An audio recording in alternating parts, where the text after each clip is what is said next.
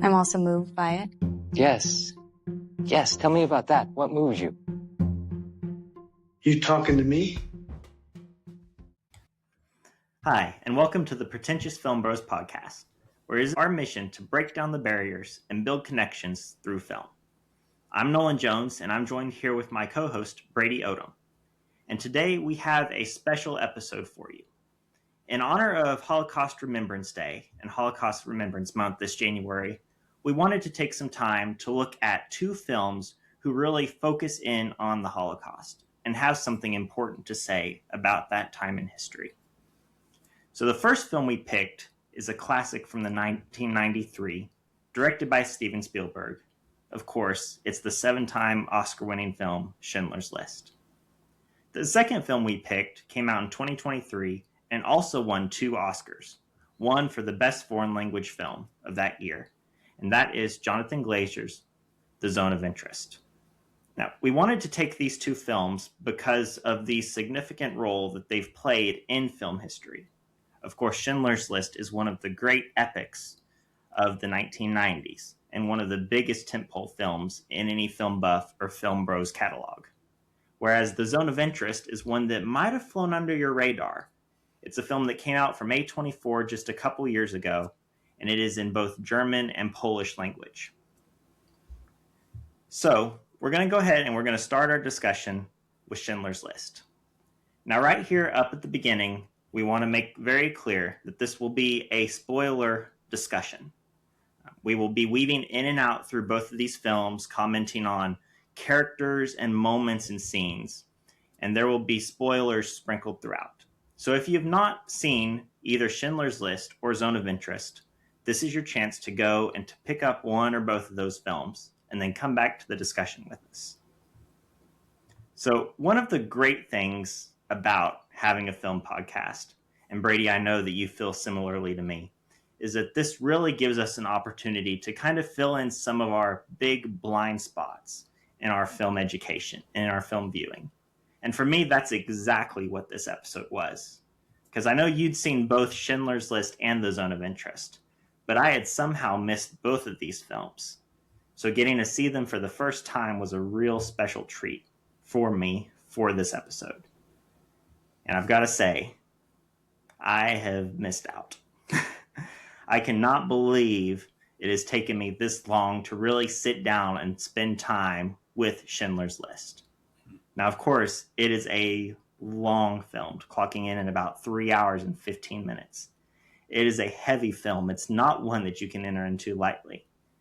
But it's one of those films that you know, based on the reputation, based on the filmmaker, and based on the true story aspects of Schindler's List, seeing as Oskar Schindler was a real person who really did the things portrayed in the film. Again, we can't be for certain how much of it is 100% to life and how much of it was creative license. But Oskar Schindler, being a man who did exist and who did help save and protect hundreds of Jews during the Nazi occupation in Poland, it's one of those films that you enter into knowing that it's going to be heavy and knowing that it's going to take you on a journey and really not knowing how you're going to feel throughout the film. I think Schindler's List is one of those films that it's easy to walk away from and maybe feel depressed or despairing. You look at all of the things that we see throughout the film, and we see everything. Steven Spielberg pulls no punches with this story, which is, in my opinion, Schindler's List's credit. To me, the way that he shows the violence in the film, the way that he shows the truth of how the Jewish people were treated, the way that how these camps were run, the brutality of some of the Nazi leaders and the people over these camps. To me, it feels very honoring to the story. It feels very honoring to the people. And that's one of the things that I kind of wanted to look at and talk about kind of early on is Schindler's List an essential film for viewing? Is it one that everyone needs to see just because we are a part of the human race? Just because this is a thing that happened in our history? Is it one of those films that does honor the victims of the Holocaust and even the heroes of the Holocaust? Or is it one of those films that is completely exploitative in its violence and in its imagery and in the moments of graphic nudity or sexuality that this film shows? Is it the greatest Holocaust film of all time? Or do we even need another Holocaust film after Schindler's List? Now, of course, that question might be irrelevant because our next film that we're going to talk about throughout the day came out just a few years ago. But I guess that's the first thing I really wanted to discuss is entering into the discussion of Schindler's List. Is this film essential? And in my opinion, as someone who has just seen this film for the first time, Schindler's List is absolutely essential. Every person, especially film fans and film buffs, but every person, just because you are a human and just because you are a part of the human race, should sit down and at least once in their life experience what Schindler's List is and really just take the time to allow this film to go over and wash over you. And then I challenge you at the end of the film that the feelings of maybe sorrow or desperation or hopelessness that you will feel, which are good and are true. I challenge you as the film comes to an end, or maybe as you're revisiting this film or rethinking about this film through this discussion, there's so much hope at the end of Schindler's List. Of course, the film ends at the end of the war. Germany is surrendered and the Jews are being set free. The German Nazi leaders, they're scattering. They're being hunted for their war crimes. And there's a tragedy at the end of the film. And those final moments and those final scenes of the film, we'll talk a little bit later on. But I would challenge you as you're watching this film and as you walk away from it, catch the hope. See the hope that is in the end of this film. Feel the heaviness and the despair and the, I can't believe we did this to others. But then don't miss the hope that's in Schindler's List, because really that to me is the part that makes this film essential. It's that part of one man changing the lives of, I believe at the end, they say it's like 600 Jews that are there surrounding Oskar Schindler at the end of that scene. 600 Polish Jews. So yeah, I'm going to go ahead and I'm going to let you talk a little bit about this film because you've seen it before. Mm-hmm. But is this an essential film? And then maybe even entering into the film critic discussion, is this Steven Spielberg's best film still to date? What do you think? No, I think you did a great job kind of just explaining your feelings toward the film, because I think a lot of people can look at a movie like Schindler's List and it's hard, right? Because we have this sort of age-old question, at least around film circles, people who either critique films or write films or just watch them. Is there any such thing as an anti-war film? Mm-hmm. And I think that is really, too, what we were coming into with talking about Holocaust films.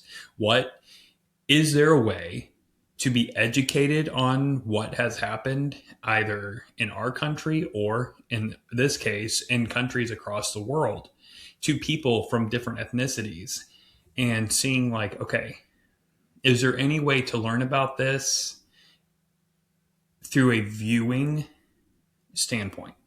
Or is the only way to learn about our history in this way by reading, by visiting museums, by going to the locations, right? Can we learn that way? Of course you can learn that way. But I think with Schindler's List, I think the question of, is it an essential film? You know, a lot of people talk in film bro circles and in circles of pretentious filmmakers, pretentious viewers, or just casual moviegoers. Most people know the name Steven Spielberg. Right. And most people know he's a director. And most people that you would talk to, either like first finding out about movies and they watch like a couple Steven Spielberg films, are like, oh, he's the best director to ever live. Yep. And sometimes it's hard to disagree with them. And Schindler's List is a reason for that. Schindler's List is one of those films that is essential to Spielberg's filmography, being of Jewish descent himself, um, getting to tell the story of what's happened to his people and doing it in a way that is just such an honor to filmmaking craft, right? Like when you look at how this movie is made from a technical standpoint, um, I mean, it won 7 Oscars, and for most of it was technical reasoning, right? Like it won Right. Best Picture, won Best Directing, and won Best Adapted Screenplay, won Best Cinematography, won Best Editing, right? Like these are, it won Best Score, John Williams, right? There's a Yeah. reason that people like this movie deeper than its purpose is because Spielberg made this movie with intentionality and care put into the craft. And I don't know if you know this or not, but at the same time he's filming Schindler's List, he's also filming Jurassic Jurassic Park. Park. And that, you talk about whiplash. And I mean, Wow. there is like the joy of getting to direct Jurassic Park, and you're working with animatronic dinosaurs and you're Mhm. working with amazing set pieces, arguably John Williams' best score. And you're doing these Arguably. things like you're looking at it and you're like, man, what a fun time that would be to direct a movie about dinosaurs. Yeah. And then he would leave set and have to go direct Schindler's List, which is about millions of people being captured and killed and destroyed and tortured and removed, ethnically cleansed from their land. Me. I am an essential worker. Essential worker. Yes. I work for Oscar Schindler. Essential worker for Oscar A Schindler. one-armed Yeah, Jew. very funny. Yes. Twice as you. And I think the question of is it essential? I think yes, it's essential. And I think that, of course, you're not going to show this to your 6-year-old. I would really highly recommend that you don't. No. But as I've discussed with you, like the first time I watched this movie was when I was 15, and my mom had showed it to me. We were homeschooled, and she wanted to take time to have us kind of learn the significance of the Holocaust. Yeah. And Schindler's List was a very formative film that I've watched, especially in regards to World War II and the Holocaust, mainly because it doesn't shy away from those more difficult, like sketchy, like I'm trying to think of the word that's just like intense. It's just like it's so in your face discussing what happened, right? And how different people reacted. And I think that when you're 15, especially if you don't even you like you've seen movies but you're not watching movies within mind of like technical achievement, Right. there's a reason I remember it, right? There's a reason why it sticks with me. There's a reason why when I saw that girl running around in the red coat, that's something I remember. And I remember how I felt then, and it evokes the same feelings that I felt just last week when I rewatched it. Mhm. And I feel like for Spielberg, this is, in my opinion, this would be the pinnacle of his career. I I think it's dependent on personal taste. I think it's dependent on how you like grade your filmmaking or how you grade your films that you watch and like where you would put them as far Yeah. as if it's the best film he's made. Um, but I think as of right now, I would say, is it my favorite Spielberg film? No. Is it the best Spielberg film? I think so. And I think it would be hard to.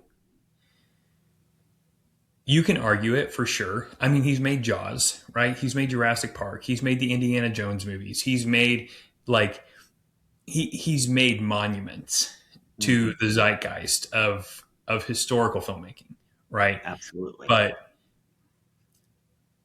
Schindler's List is easily not just an essential film for him, but an essential film for all people. And I think it also just means because of that, that I would say it has to be his best film. And I didn't know if I would come into this discussion even thinking that. But the more you talk, the more I think about it, the more I talk, there's no way around it. Like, there's really no way of saying, like, oh, that's not Spielberg's best film. It is. It is easily his best film. So I agree with you 100%. Yeah, I don't know that it can be topped for Spielberg. And of course, the guy has. He's made tent poles in the filmmaking world. I mean, Jaws created the summer blockbuster. Hmm. And then we, of course, the Indiana Jones franchise that is still just ended a couple years ago. Hmm. Adventure movies and space movies, alien movies. I mean, you've got Close Encounters, you've got E.T., these films that were so a part of the culture. And that's maybe one of the strengths, I think, even of Schindler's List, is because in Schindler's List, Spielberg feels like he's stepping out of the popular type of filmmaking. He's stepping away from the films that really made him big. The popcorn films, the summer blockbusters, the adventure action hero. And in Schindler's List, we're giving something that feels much more personal.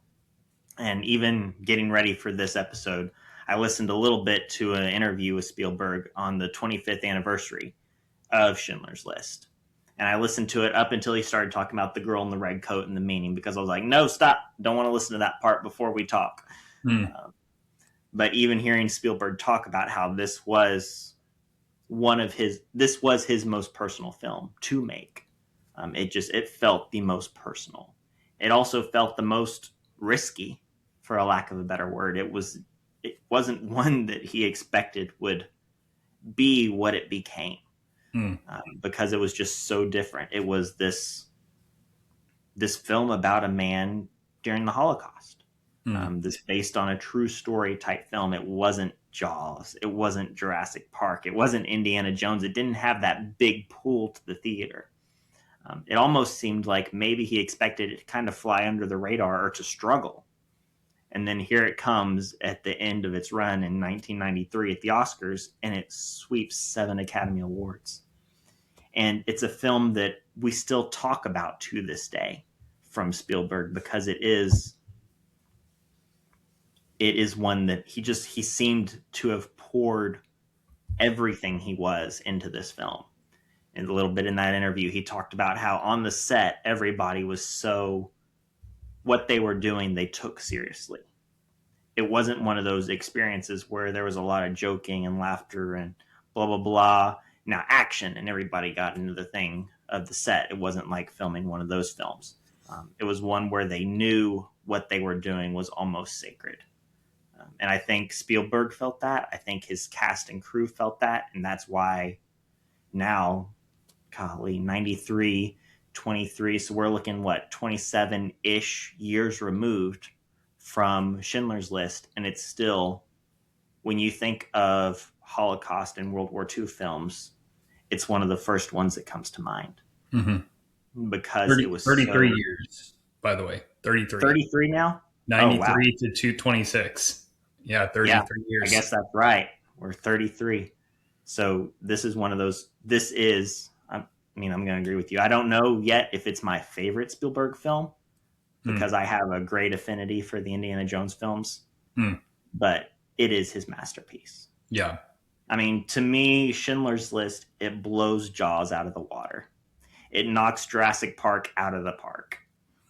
It is his masterpiece, and I don't know if he'll ever be better. Thank you. I appreciate the little bit of the response. I was trying to bring a little bit of levity back into the conversation. Yeah. Well, yeah. You're welcome. I know that was a little painful, but here we go. So now let's start really digging into the film. And I don't know where you want to start. If you want to start with the characters and some of the performances, I don't know if you want to start with maybe some of the moments in this film, that the scenes that hit, the themes. I don't know if we want to talk about the technical aspects. I'll kind of let you decide where we want to start with really discussing more of the story and the moments that this film carries us through. No, I think that is a great thought. I think discussing the actors is really kind of in my mind where I would like to start. because something I wanted to like kind of hint at, and I think that this kind of goes in with the technical and the moments and the actors, is towards the very beginning of the film, right? You have a number of people who yell their names out. There's Jewish people who are yelling their names. They're saying name after name after name after name.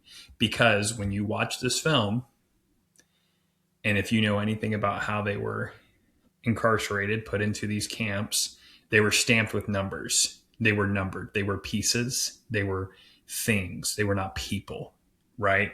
And for the most part, most of these people who portray these essentially, I don't know how you want to describe them, just incarcerated Jewish people, they're not famous. They're not big names. They're not people who are like going to dominate like the screen. Right. Which I think is a very intentional thing. I think that's a very intentional thing. To have then, by contrast, you have Liam Neeson, which also, before I go any further, the last two Liam Neeson films I've watched have been The Naked Gun and Schindler's List. And so to kind of just put into perspective, when you guys think about actors with range, I feel like Liam Neeson is always kind of seen as just like the Taken dad film. And he's like just old, like the old guy who's just going to beat people up and have the grovelly voice. No, Liam Neeson has some range. He really Just a does. little bit. For as dryly comedic as he is in The Naked Gun, and heartbreaking and wrenching and infuriating in Schindler's List, Liam Neeson really dominates the screen. Yeah. And I think as Oscar Schindler, he's also a big reason why this movie works. I don't know that you replace his character with someone else and you get the same feeling. I do think that Liam Neeson is properly placed. He was nominated, but he did not win the Oscar for Best Actor. But I do think that he's properly placed in this role as Oscar Schindler. And he's joined beside two actors who are also kind of titans in their own right. You have Ben Kingsley, who is, for me, the star of the show. I think Ben Kingsley is easily my favorite actor in this film. I'll say he's my favorite character, my favorite role. Yeah. Because he does play the Jewish attorney or accountant who's trying to help his people by helping Oscar. Right. Right. And he's the bug in Oscar's ear. He's the reason Oscar has to actually like take his heart into account. He can't just put it to the side and put it on a shelf. And, like he has a line, I want to say it somewhere in the middle of the movie when he's talking to Ben Kingsley's character, and he says like, what am I just supposed to do? Like, I'm supposed to hire people unskilled to save them. Like, I'm just supposed to save their lives, like untalented people. And Ben Kingsley just sits there and doesn't say anything. And I think that that's something Spielberg handled really well too with Kingsley's character, is he knew when to have him speak, and through his words and his actions, and he knew when to tell him to shut up, when to just sit there and let Oscar talk himself into his actions. And so, but I remembered him being pretty evil, but Ralph Fiennes is arguably more evil in this movie than he is as Voldemort in the Harry Potter franchise. And he's literally the personification of evil in those movies. And in this, I mean, he's heinous. Yeah. But I won't ramble too much about the characters because I want to hear some of your thoughts, but then we can also talk a little bit more about them as well and kind of their purpose they serve. Yeah. Well, let's do, because those were three of the four big characters that, as I thought about this film, that really stuck out to me.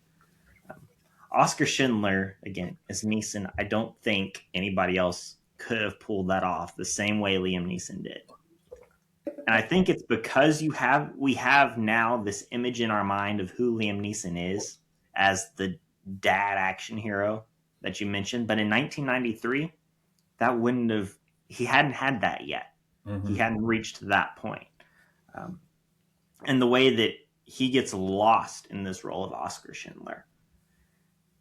What I find, I think, most fascinating about Schindler is this is a man that set out to make a fortune, and he becomes a reluctant hero.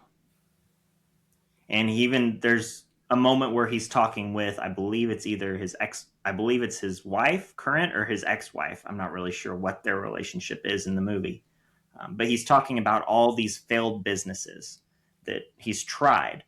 And he says, I realize now that I was always missing something along the lines. He says, I realized that I was missing the secret ingredient that I couldn't create. And she says, luck. And he says, war. Schindler is a man who is profiting off of war. When he starts the journey to hire Jews to work for him, it's not because he's trying to save them. He doesn't care. At this time, he doesn't really know to care. Which, again, I can only speak in assumptions because I obviously wasn't there in the 1940s. But to me, Schindler is a lot like many of the Germans, and maybe even many of the Nazi party at that time in Germany. He doesn't know. He doesn't care. He's not really aware of all of the things that are truly going on. He's there as a businessman to make a profit. And in his mind, he says something along the lines to Kingsley's character. He says something along the lines of, why would I hire Poles when Jews are cheaper? His whole reason for wanting to hire Jewish workers is because he doesn't have to pay them. His pay to them is pots and pans. He doesn't have to pay them money. And that's part of his selling point to, even when we see in the car, he's got the two Jewish men that he's offering a job to. And they're like, well, you got to pay us. This isn't right. You got to pay us. And he's like, money's not going to matter. What's going to matter is pots and pans and goods that you can trade. I'm offering you a fair deal here.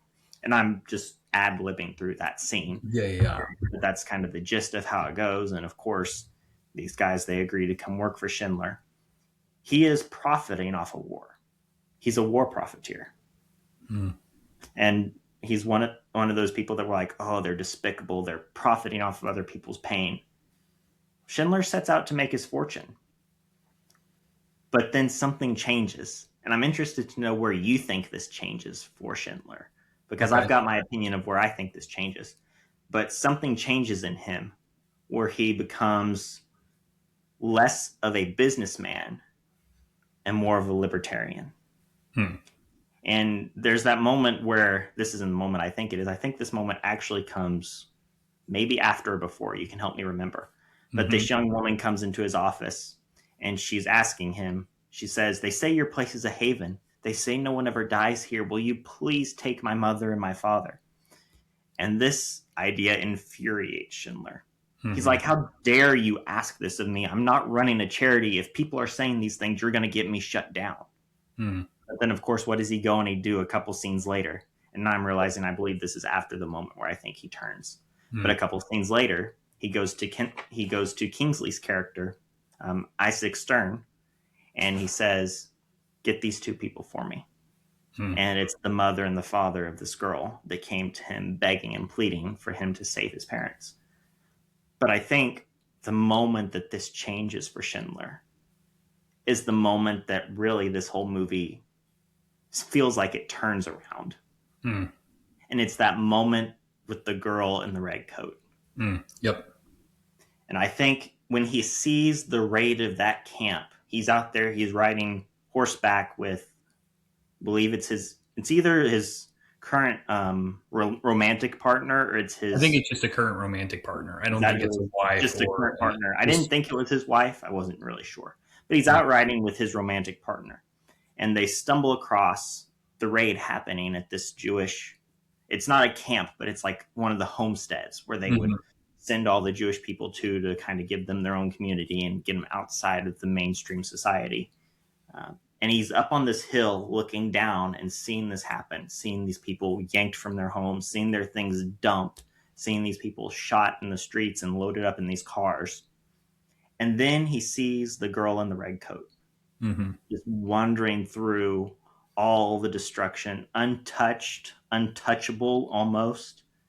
And I think for me, for Schindler, that's the moment that he goes from just being this cold, calculating businessman trying to make his fortune to where the dial starts to turn just a little bit more towards libertarian.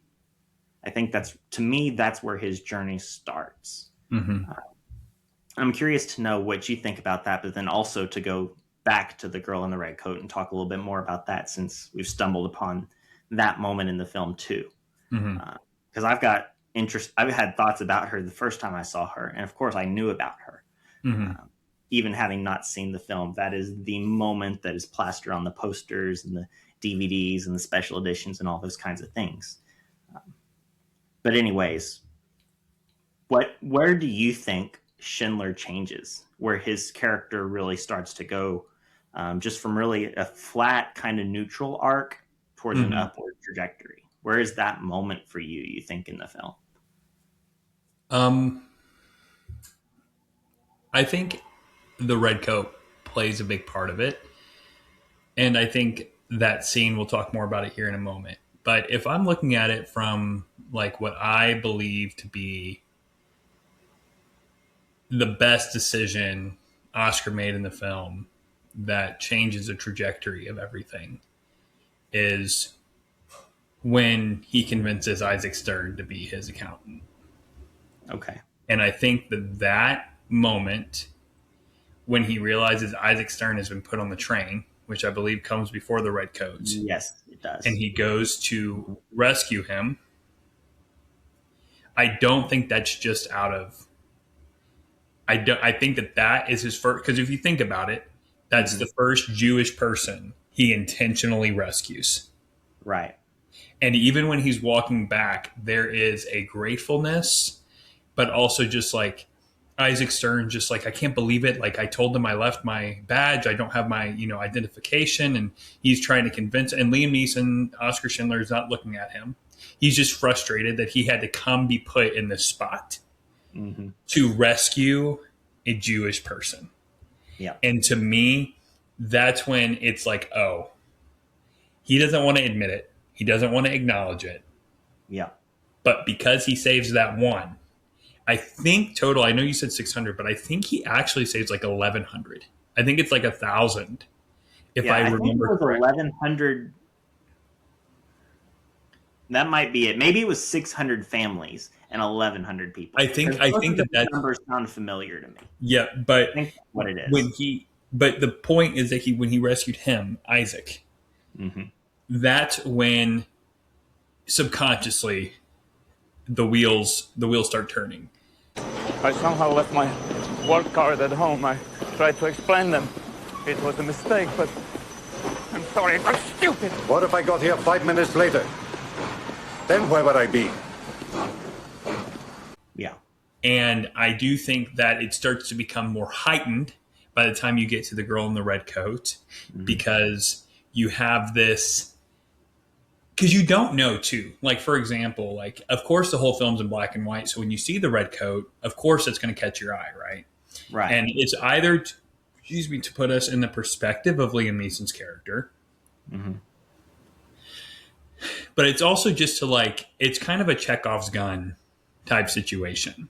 Because you see the red coat, you follow the red coat, you know the red coat is representing this little girl, right? Like, or it's covering this little girl, kind of representing a glimmer of brightness in this just disastrously grayscale scenario. And later, when he sees her again, dead, as they're carrying her away, he's realizing, uh-oh, this is not good. And I want to say Ralph Fiennes' his character, I think his name is like Good or like Ged. It's like Goede or something like that. Goeth? Something. Eamon Goeth or Goth, or I'm not sure how you would pronounce it, but yeah. Something like that. You even see him at one point trying to defend his character. And he's like, I mean, he's just a guy who likes to party. He's just a partier. And he's presenting this to Isaac Stern, and Isaac Stern is like, he killed every other person in a line because he wanted to. Because he's talking to him, and he's like, he doesn't kill because he likes it. And Isaac Stern is like, yes, he does. And I think that is when you're realizing, oh, each of these actors, right? Liam Neeson, Isaac Stern, Ralph Fiennes, all represent a spectrum, right? You have Isaac Stern on the far, like right side of it, and you have Ralph Fiennes on the far left side of it, and you have Oscar, that neutral, right? Right. And he doesn't kill for fun. That doesn't bring him joy. But he's sure as heck not going to make. He's not going to make his life about saving Jews. He doesn't care about them like that. So he's right there in the middle, and then when he starts to hear, oh, this side is actually like pretty devilishly evil. Yeah. I don't want to be there. And because Isaac Stern had been that ear, bugging his ear this entire time, he starts to realize, oh, I need to make better decisions. Yeah. I need to actually make an effort, which of course all culminates in the list that he makes of the people, and Isaac Stern saying this list is an absolute good. And that's like when his decision making becomes full front. I want to do this for the good of humanity. But yeah, I think definitely with Schindler, it's such a gradual shift. It is. Because I think you're right. When he saves Stern in that moment, Schindler's really pissed. He is. He is pissed that he had to go down there and save him and lose the production time. And it is all in his mind for business. He's like, you are the one I need. He has a line where, now I'm kind of getting ahead of myself, but he says, my father always said there were 3 things that a man needed: a good doctor, a forgiving priest, and a clever accountant. Never had any need for the other 2. Yeah. And that's his way of saying to Stern, he's trying to tell him thank you in that moment. But he's also, he sees Stern as business. Mm-hmm. But at the same time, kind of like you said, in the back of his mind, that's the first time he intentionally saved a Jewish person. Mm-hmm. And I think in the back of his mind, he started to change there. And then for me, with the girl in the red coat, that's the moment that gradual change switches completely. Mm-hmm. And it's still not entirely, because the young girl comes to his office later after that moment, pleading for her parents' life, and he brushes her out, but then he goes and he has them pulled to his factory anyways. And then, of course, all of his goodness culminating in the list. And the absolute good from that moment on, Schindler is an absolute good. He says, to the point where they get called, hey, your missiles are not working. Because at this point in the movie, towards the end, he's making missiles for the German military. And they're like, all your missiles are faulty. And Schindler tells Ben Kingsley, he says, I would be very upset if a missile ever left this factory that could be fired. Mm-hmm. Like, we'll get missiles from somewhere else, just enough to appease them. Mm-hmm. But I never want a missile produced in our factory to be able to be fired. And that's where, again, after the list, he is all in on the good. He is fully there to protect these people. And I'm not going to go into any of those other scenes or moments that come later, because I want to discuss those also. But now let's go ahead and let's talk about Goeth. Goeth. I'm going to call him Goeth. That works. For the film. Ralph Fiennes' character. And thinking about him in relation to Schindler, there's one of those questions. The question that came to mind with me with Goeth as I thought about his character afterwards was, why does he kill? And of course, we've talked about he enjoys it. And we see this throughout, because you could argue that, he's killing for punishment. Well, even if that's an extreme punishment, he's still doing it for justice, to bring justice because somebody did something wrong. I think about the man who was making the hinges in the factory. And he made the one really quick in like 40 or 60 seconds when Goeth was watching him. But then Goeth looks over at how many he's produced throughout the day, and he's like, why is this number so small? If you can do this so quick with one, why is this number so small? Of course, the old man has his reasons. He's like, well, I was pulled off to do this, and he's trying to explain himself. All legitimate reasons. Goeth doesn't care. He takes the man out, throws him in the alley, and in maybe one of the most tense scenes in the film, he pulls his gun and he shoots, and it clicks. And he pulls it again, and it clicks. And for like 3 minutes, he's there loading this gun and shooting and clicking and shooting and clicking, and the man is there with his head just like this, buried in the ground, shaking. And Goeth gets pissed because his gun doesn't work. And eventually he throws it down and he walks away. And the man is spared. Now, of course, there's other people that aren't as lucky. You've got, I think of the woman who was the construction engineer or the foreman. I don't know exactly what her role was. But she goes up to Goeth and she's like, I've been telling these people they need to take it down and report it. It's not going to hold. It's not going to hold. And so he tells his men, he's like, shoot her. Well, they shoot her. She's not going to tell us what to do. Yep, because she's telling him what to do. And then he turns to his men and he says, now go do what she said. Pure evil. Like, absolutely just, and you realize with what I think, it's a power play for him. It's, and for somehow the killing gives him this sense of power. It's why he goes out on the balcony first thing in the morning in his boxers with a rifle and just starts shooting people down in the camp. Faces and random shooting people who've done nothing, but they're walking. I think of even the young boy that he pardons. He pardons in the film, right? He's there, he's scrubbing his tub. He's all afraid he's going to get killed, and he says, I pardon you. And the boy runs off, and he's almost to the gate to enter back into the camp, and then bam! And he Goeth has killed him. And you just get this sense that he's just killing because, as Kingsley's character said, he likes it. He enjoys it. It's just completely random for him. It gives him this sense of power. It makes him feel like he's got this authority over these Jewish people. And then I want to go pivoting that discussion into this moment that he has with Schindler. I'm trying to find where I have my note. The discussion of power. I didn't make a note of it, but yeah, it's that discussion of power where he said, where Schindler says that the power lies in the pardon. Which at this point, can't remember where this comes in the movie, but he's not full on libertarian yet. Yep. He's still very gray. He's still very out to make his own.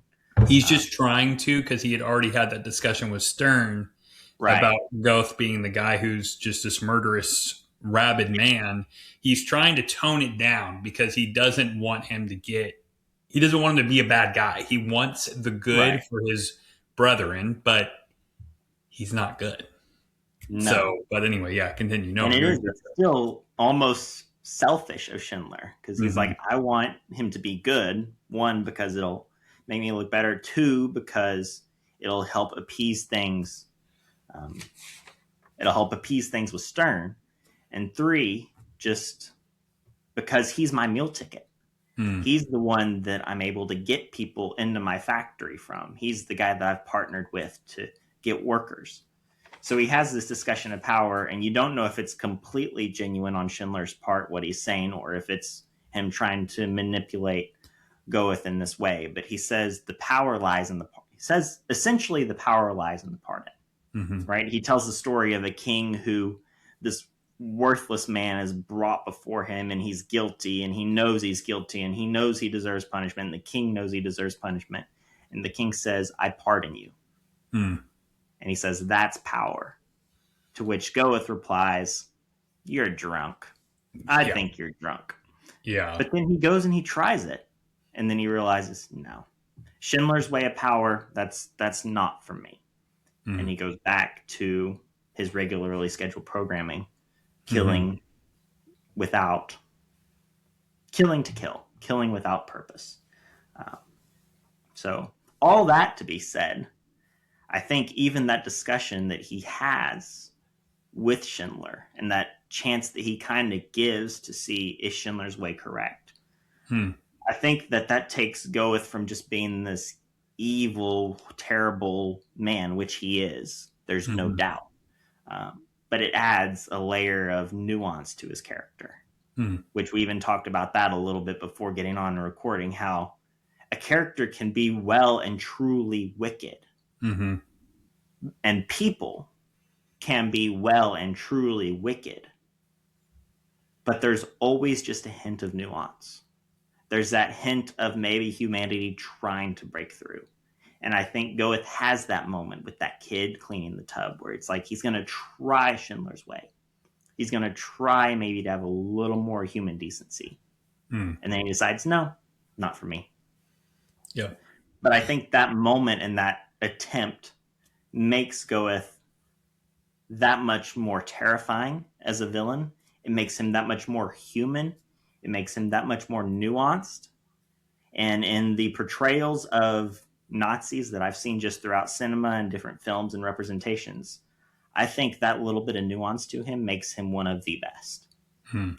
because they're not there as figureheads for all the evil of the world or all the evil of the World War II. He's presented as a person Mhm. who really and truly likely was wicked to his Mhm. core.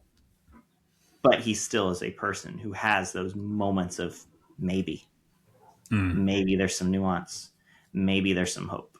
And then it's like, no, there's not. Which, in my mind, makes it that much more heartbreaking when he Mhm. does kill that boy after just giving him the pardon. And I But think that scene, and like, I'll talk just a little bit about Ralph Fiennes' character here.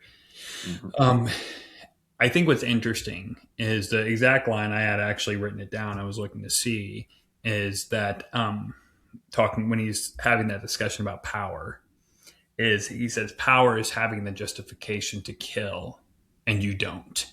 That's the right. exact line he uses. He's like, that's power. And that's when Ralph Fiennes responds like, "You're drunk," Right. because when he shows up to the tub and that kid is scrubbing and scrubbing, and he says, "I pardon you," he lets him go hmm because he's trying to see how does this power thing actually feel. Right. And this scene was actually, and I don't know if this is exactly what Spielberg intended or not, but this is what I thought of. He looks in the mirror. Man, it's got to be what he intended because it's too brilliant if it's not. Like, it has to be. He takes his finger and he sort of reaches out just like this, hmm in my opinion, mimicking the Sistine Chapel painting of God reaching out to Adam. And what's he say to himself in the mirror? I pardon you. He is what he believes to be God, pardoning himself for what he's done. So now he can go do what he wants to do. And that's when he turns around and he fires at the kid. And you're like, did he miss intentionally? Because he hmm fires again and he misses again. Like, is he missing intentionally? Finally, you hear the third gunshot and we are panning with another person walking away and you see the kid dead. Yeah. And you realize, yeah. But the reason that scene is so interesting is because Isaac Stern's been what? This bug in Schindler's ear telling him to do good. Right. And then Oscar, taking from that, whether consciously or subconsciously, is now in the ear of Goeth. That goes. And hmm he's saying, you can be better. You can do better. Power is having a justification to kill, and we don't. Like, that's true power. Because he feels like to speak to him on his terms, he has to be talking about power. He has to Right. make him feel like power is doing this thing that's ultimately a good, but he has to feel like he's doing it for himself. Yeah. And so because of Stern, again, speaking good to Oscar, being a decent human to Oscar, makes Oscar want to have Goeth be a decent human too. So it's this chain reaction, but you see the difference it makes in Oscar, Schindler, hence the name Right. of the movie, and the difference in how it's responded from Goeth of, oh, doesn't quite work. It's not a one size fits all Yeah. because human nature is 100% intrinsic, and how Oscar was already more leaning towards ultimately, if he was or not, he's already more leaning towards wanting to be a decent human versus a power hungry villain like Goth Right. is. And I feel like that shot in the mirror represents exactly who Goth thought himself to be. I pardon you. I'm God of this situation. I have all the power, and I Yeah. pardon myself because I'm the only person who could pardon myself. And I have every justification to do what I want to do, and I'm free of that. And the reason I think that that's also like intrinsic with his character, Mhm. the biblical aspect of it, is because I think that there's another huge biblical aspect that kind of occurs throughout the movie. And I don't know, again, I feel like it has to be intentional. Okay. But in every scene of only Stern and only Schindler, there's always an element of light over Stern's head. Either it peeks through the window, it's a lamp over his head when he's writing the list. Mhm. When he walks into the room towards the very end into his office, there's a light in the background just hanging over his head. There's always some kind of light source. And it's not when he's with everybody, it's not when Right. it's more than just Stern and Schindler, but it's like this angel who's speaking to Schindler, the Right. good angel on his right shoulder. Hey, this is what we need to do. And I found that to be really compelling. I was like, wow, what a great use of lighting to like convince people like this is a good person and this is a good thing that he is doing. And I was like, wow, that's really well done. And that's why whenever I already had that in my head, thinking about that going into that scene with Ralph Fiennes touching the mirror, I was like, oh, Mhm. that would make sense given the hints he's already dropped to this point. Yeah. And so I think the character work is so well done with the three different characters and their proclivity for good, evil, and neutrality. Right. Now, thankfully, there is a line that comes up where he says to Goth, or he says to Stern, because he's defending Goth, war brings out the worst in people. It always does. Mhm. War only brings out the worst. But what's it do for Schindler? It brings out the best. Yes. And that, I mean, unless you have something else to add about the characters, I thought that would be a good time to kind of like segue into dialogue. The No, yeah. dialogue. Go ahead. Let's do that. There's one other character that I want to mention, but we'll mention throughout the dialogue and the scenes and other moments. So let's go ahead and do that. Okay, great. Because I've got several that I wrote down. Yep. Obviously, some obvious ones, but then some that. Oh no, I don't. Oh, I have one that may be a little less obvious. Mhm. But I'll let you go ahead and start off, and let's start this conversation on the scenes and the dialogue. Perfect. Okay. You want to begin with the first scene where we see Schindler, because I remember when we had the introduction to Schindler. Remember, we're at this nightclub. Yeah, And he's sitting by there's a himself. mysterious man sitting by himself. And in that instantly, as that first scene goes on, Schindler's the one pulling the strings. I mean, very clearly they set him up as this mysterious character that nobody really knows who he is. They're like, who is that man? Who is several people throughout ask, who is he? Mhm. And then they go, well, that's Oscar Schindler. That's don't you know? Isn't it obvious? And then by the end of the scene, he's sent this bottle of wine to this table. He's convinced all three of those people. It was, I believe, some Nazi officers and then a girlfriend or a wife of one of them. That he sends them this bottle. They all come over to his table. By the end of this scene, they're throwing this huge party. All the tables have been pushed together. Schindler is running this show. And then these Nazi officials, these officers walk in and they're like, what's going on here? They ask that same question. Who is that? Mhm. Like, it's Oscar Schindler. And I just remember watching that opening scene thinking, how perfect Mhm. of a character intro is this? Maybe one of the best character intros I've seen in a long time. Yeah. Because immediately, Schindler is this mysterious man who everybody wants to know, but nobody really knows who he is or where he came from. But he's got a lot of money and he's got a lot of influence, and he uses that money and influence to pull the strings and to get everybody around him to dance just the way he wants them to for his own benefit and gain. Mm. And I just remember watching after the end of that scene, I was like, I was in. I was strapped in for the ride. I was strapped in for who Schindler was going to be. Liam Neeson had faded away by that point. Yep. I was all in for this character of Oscar Schindler and to see who this man would become, because it was such a captivating introduction to a character and to a real person. No, I think that is, excellent way to introduce.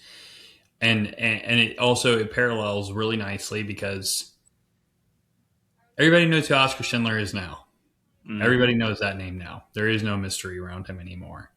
And it parallels because when you're meeting the people that are going to be put in the camps, you're hearing all of their names, but they're coming at you like this. There isn't like one, it's thousands, right? And they're constantly being talked about. They're constantly being named.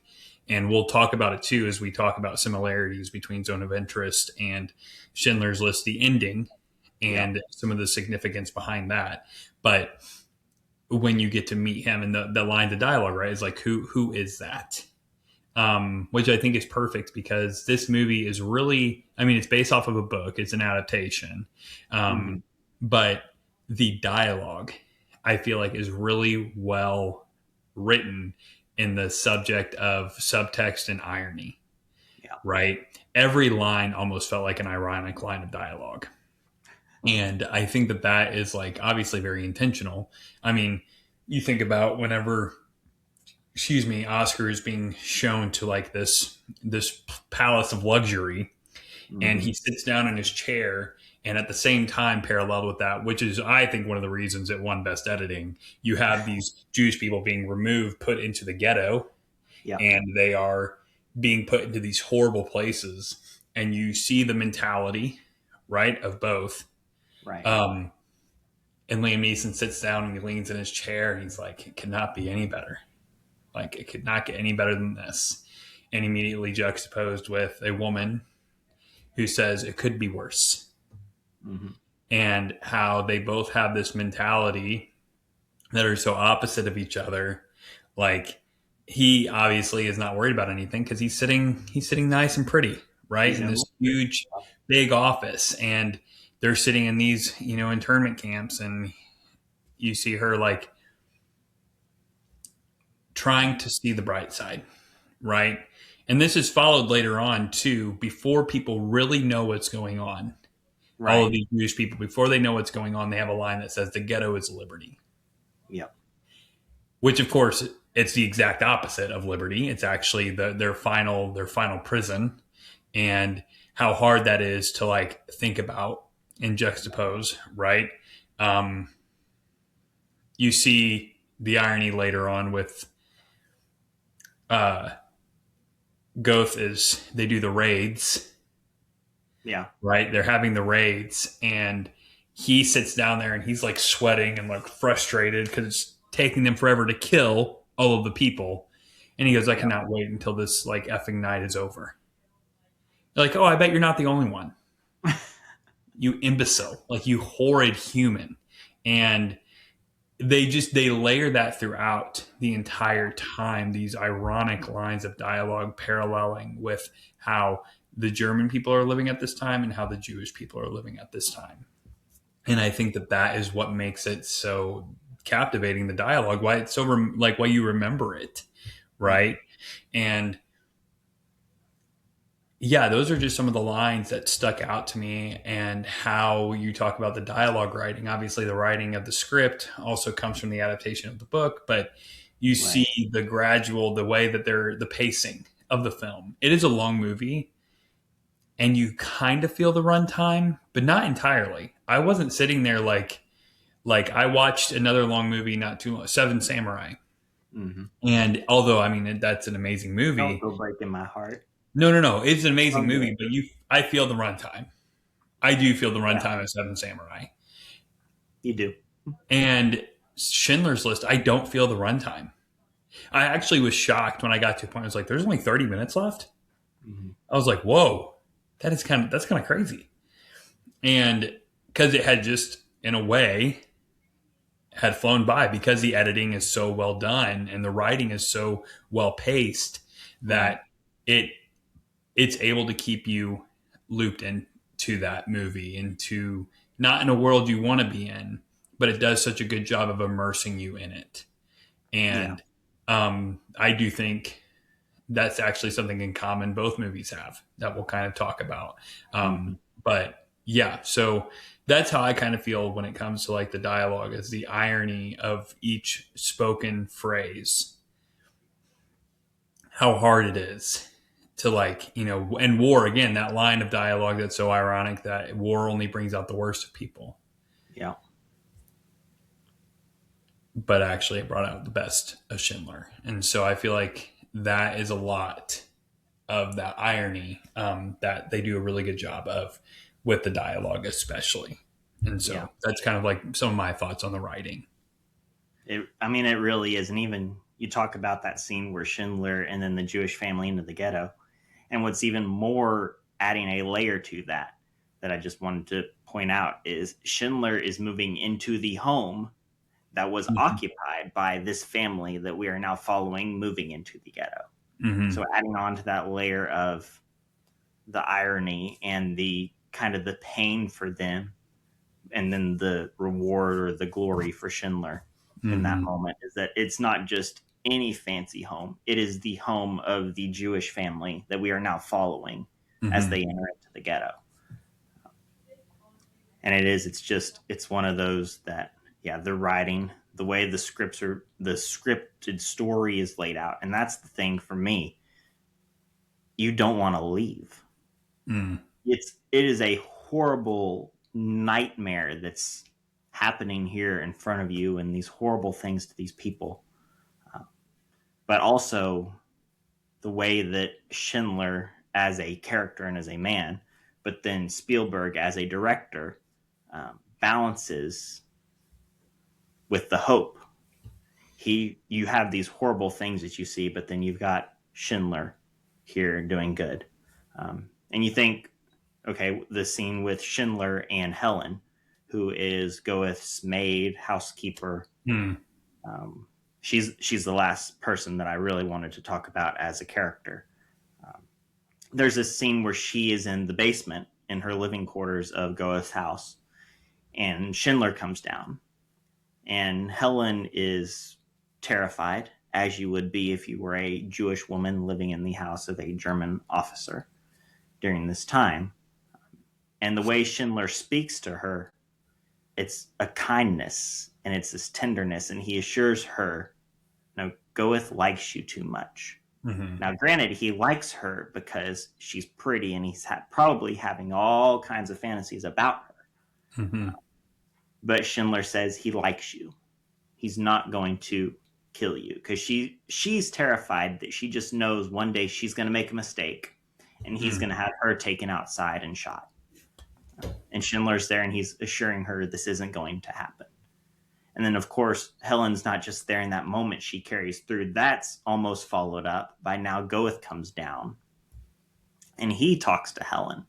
When you're talking about the contradictions in the story, you've just had this moment of hope, Schindler giving her this hope and this assurance that she's going to be okay. And then Goeth comes down, and he starts talking to her, and you almost think he's going to make a move on her. Mm-hmm. That he's going to push her down on her bed, and he's going to just be terrible to her.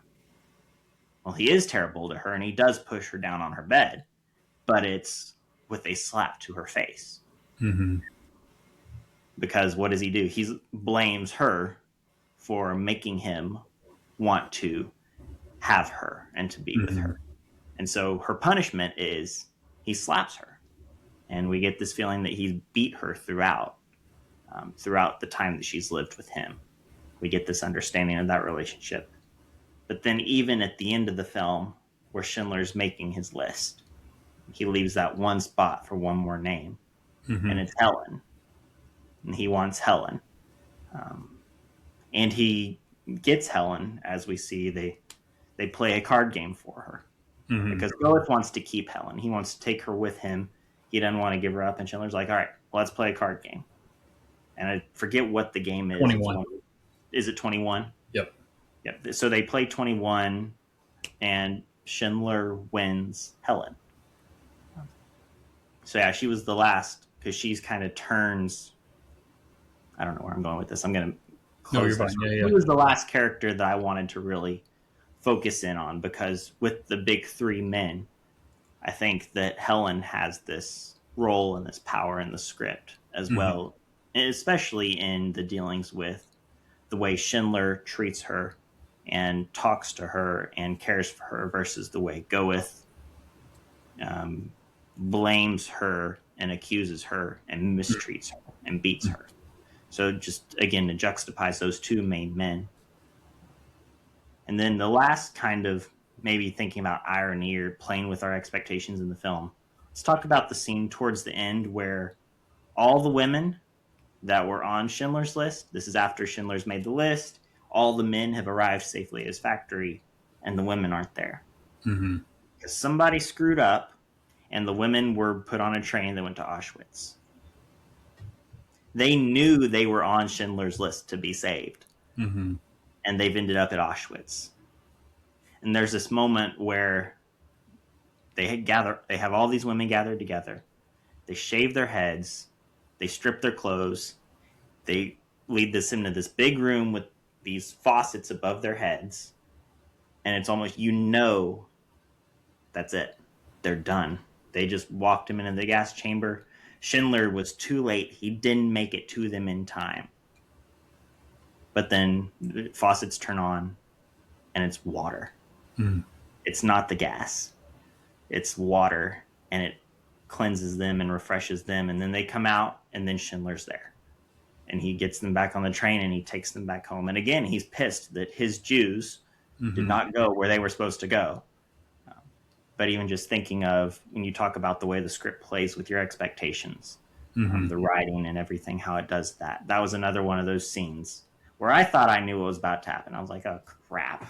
Schindler just lost all of the people he was trying to save. All the families are now ripped in half. All those women are toast. The water turned on. I was like, no, I knew it. And then I was like, wait a minute. That's water. That's not gas. That's not acid. And I thought that was one of those moments that was brilliant. And obviously, after watching it 2 weeks ago, it's still one of those moments that I remember from this film because of the way it played with my expectation. And it lured me into the hopelessness. But then there's the water giving back hope. That nope, it's not too late for these women. And then again, a couple scenes later, or maybe the next scene, there's Schindler. There, he's arranged. He's got his list. He's like, they're coming with me. And they go on the train and they go to the factory with Schindler, and they were saved. So, yeah, the only other line of dialogue I wanted to add before, I assume we'll talk about the ending after we've talked about Zone of Interest a little bit, then we'll come to the ending of both films. But there's this line at the end of the film, not the end of the film, but right after, the liberation's already been declared. At midnight, all the Jews are free. All the German soldiers are on the run. And Schindler's gathered all of the Schindler Jews together in one place in the factory. And he's gathered all the German soldiers that are there guarding the factory that were required to be there. And they're all in this one place. And Schindler's just given this big speech at the end about how the liberation's happened. At midnight, they're going to be free. And at midnight, Schindler's going to be wanted, and he's going to have to go on the run. And he's explaining this to all of them and just reflecting on the time that he's been there with them. And then after he's talked to his workers, after he's talked to the Jews, he turns to the soldiers. And he says, if you're going to kill them, I know you've been given orders by the higher-ups to exterminate all the camps. If you're going to do so, now would be the time, because they're all here. If you're going to kill them, now's your best chance. And then I wrote this part of the dialogue down. He tells them, or you could leave. and return to your families as men instead of murderers. Mm-hmm. And what happens? Slowly but surely, every one of those soldiers leaves. Even the commanding officer soldier, you get the feeling that he's the big, bad, super in command man. After everyone else has left, he still remains. And he's like, I'm not going to be the one. Mm-hmm. I'm not going to be the one person that stayed and killed people after all my men have left. And he leaves too. And every one of those soldiers, I don't know if it's from the inspiration of Schindler. I don't know if it's from the threat in Schindler's voice. I don't know if it's just because all it takes is one decent person to make, or one decent person might be a stretch, but one person to make a decent decision for all the dominoes to fall. But once that first soldier leaves, every single one of them leaves. And every single one of Schindler's Jews survives. They're left alone to be liberated in just a couple hours. And then we go into the end scene, which we'll touch on after we visited the zone of interest. So now if you're ready, if you've got nothing else on Schindler's List that you want to hit at the moment, I'll let you go ahead because you've also seen Zone of Interest before this recording. You high praised this film when you first saw it. You've still high praised it again on the rewatch. So I'll let you go ahead and I'll let you start the conversation with the Zone of Interest. Yeah, and I think it's important to note too, like you could spend probably days analyzing, discussing every little nuance in Schindler's List. I do think it's one of those movies. I don't think you'll ever get everything, even on 4 or 5 watches. There will still be things that show up, and you're like, "Wow, what an incredible like movie!" And so this moving on is not at all like, oh, we've covered Schindler's List in its entirety and there's nothing else to add. I mean, we didn't even talk about a lot of different things, but we'll touch on the most important things at the very end. But coming into the zone of interest, I think it's a great way to. I think that's a great place to kind of segue into the zone of interest. So that was one of my most highly anticipated movies when it first came out. I didn't get a chance to see it. I live in the Midwest in a like semi small town, so the options of seeing this movie were very limited, and it wasn't on streaming anywhere for a long time. And then they put it on HBO. They put it on HBO Max, and I was like, okay, finally, I'm going to check out this movie. And I kind of had an idea of what it was about, but I did not know entirely everything that it was, covering. And I think something else to note is that the first time I watched Schindler's List was about 12 years ago. And then I rewatched it. The first time I watched Zone of Interest was last year. And it had been maybe 8 months since I'd seen it. So an 8-month difference between the Zone of Interest and about a 12-year difference between Schindler's List. And so just to kind of compare and contrast even those points for me. But for the Zone of Interest, if you don't know, if you haven't seen it, again, we are discussing spoilers. It is about this high-ranking official and his family that live in this home, and it is right outside a concentration camp. Literally there is a wall that separates them, and that is it. And outside of Auschwitz. Yeah, outside of Auschwitz concentration camp. Yeah. Like literally right on the outside of it. And you notice that this family, when you first meet them, they seem like a nice little family. They're down having a picnic by the lake, and it's just a good old Sunday afternoon, and you get back to their home. Like, that's interesting. What's right outside their walls?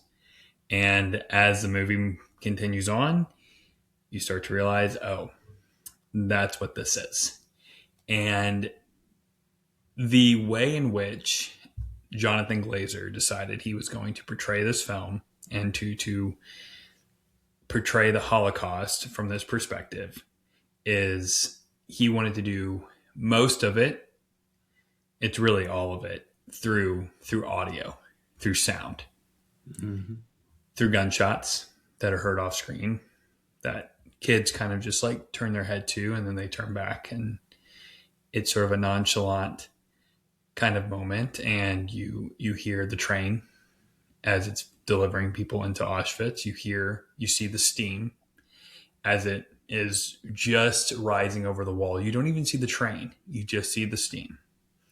And you hear rifles, you hear machine guns, you hear screams, you hear the smoke from the infernos of where they are burning the Jewish people. And it's all through audio. You see some visual, you do, but you never see the horrors of what's going on. In fact, there's one scene that I think is one of the most most powerful scenes I've ever watched. When watching a movie about World War II, and you see our lead, he's standing, and he's surrounded by smoke, surrounded by steam, and that's all you see. You see his head, and you see the steam. Yep. In the meantime, you hear people screaming. You hear gunshots because you realize that people are being loaded onto a train. You realize that he's overseeing people being put on the train to their death. And the reason we stay on his face is because, one, again, it influences that mind of like, okay, what I don't have to see what's going on to know what's going on. And the look on his face is of nonchalance, of desensitization, of apathy, horror, like in an image, is a man who watches evil happening around him and he doesn't care. There isn't an interest in stopping what's going on. There isn't an interest in doing good. And that's how Jonathan Glazer carries the film for the majority of it. And what's even worse is his wife is arguably as bad as him, as evil as him. And we'll talk about certain scenes moving forward and just kind of seeing like your opinions on it, because this is your first time watching it. And I'm very interested to hear your thoughts. But there's moments where the wife purposefully is ignoring what's going on around her. And she is even saying things that are horrible. One line that sticks out is, "You'd have to drag me out of here." And you'll see why that's horrible as we discuss it further. But it is one of those movies that when you're watching it, you feel it. It's like, oh, that is disgusting. And then as it ends, you're left with what feels like 1,000-pound weight on your chest. Because what is most important about this movie is it's not just discussing the horrors that happen at Auschwitz. Of course, that's what it's discussing. Of course, that is the main text. Mm-hmm. The subtext is how we respond to the horrors around our world, to what might be happening to our neighbors, what might be happening across the world, what might be happening that we might have a chance to fix it. And we hear it, we know it's there, and we may not always see it. But instead of doing good, we distract ourselves. Instead of doing good, we become desensitized to the horrors that are around us. And how we don't respond, because we have a pretty good home. We have a good life. We have a family, or we have reason to live. We have things, we have materials. And acknowledging all of that might mean it costing us all of that. And so There is one portion of the film that I'm excited to discuss with you. The only portion in black and white or thermal heating. It's shot very interestingly, which I really enjoyed. Actually, I think that I caught more of why on the second time he shot it in that particular way. But yeah, so that is kind of my overall like general feeling towards this film and why it matters so much to me. Why, when I finished it and went to Barnes and Noble and immediately picked up the A24 copy, um, because I wanted to own this film because I find it to be so important. I find it to be so monumental, something that filmmakers should study for years and years on how to portray things that have happened, things that are happening, and how it can stir up feelings in you in a way that you're able to intellectually resonate with the piece and emotionally resonate with the piece, and it carry this tone of detachment throughout the entire thing. Because while there is that close up of his face, there's not a lot of close ups. Most of the time, the camera stays from a distance. It's usually more wide shots. It's more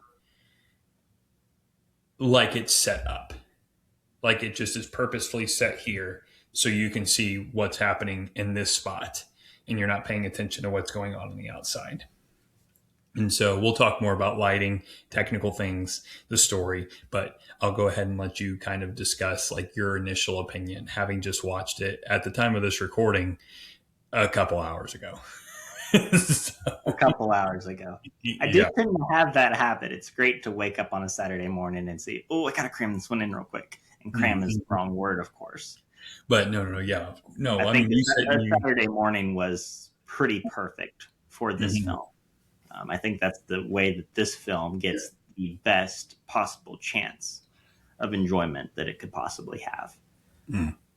Because it is an intentionally slower, quieter, not super out there in your face type film. It's much more subtle. It's much more contemplative and reflective.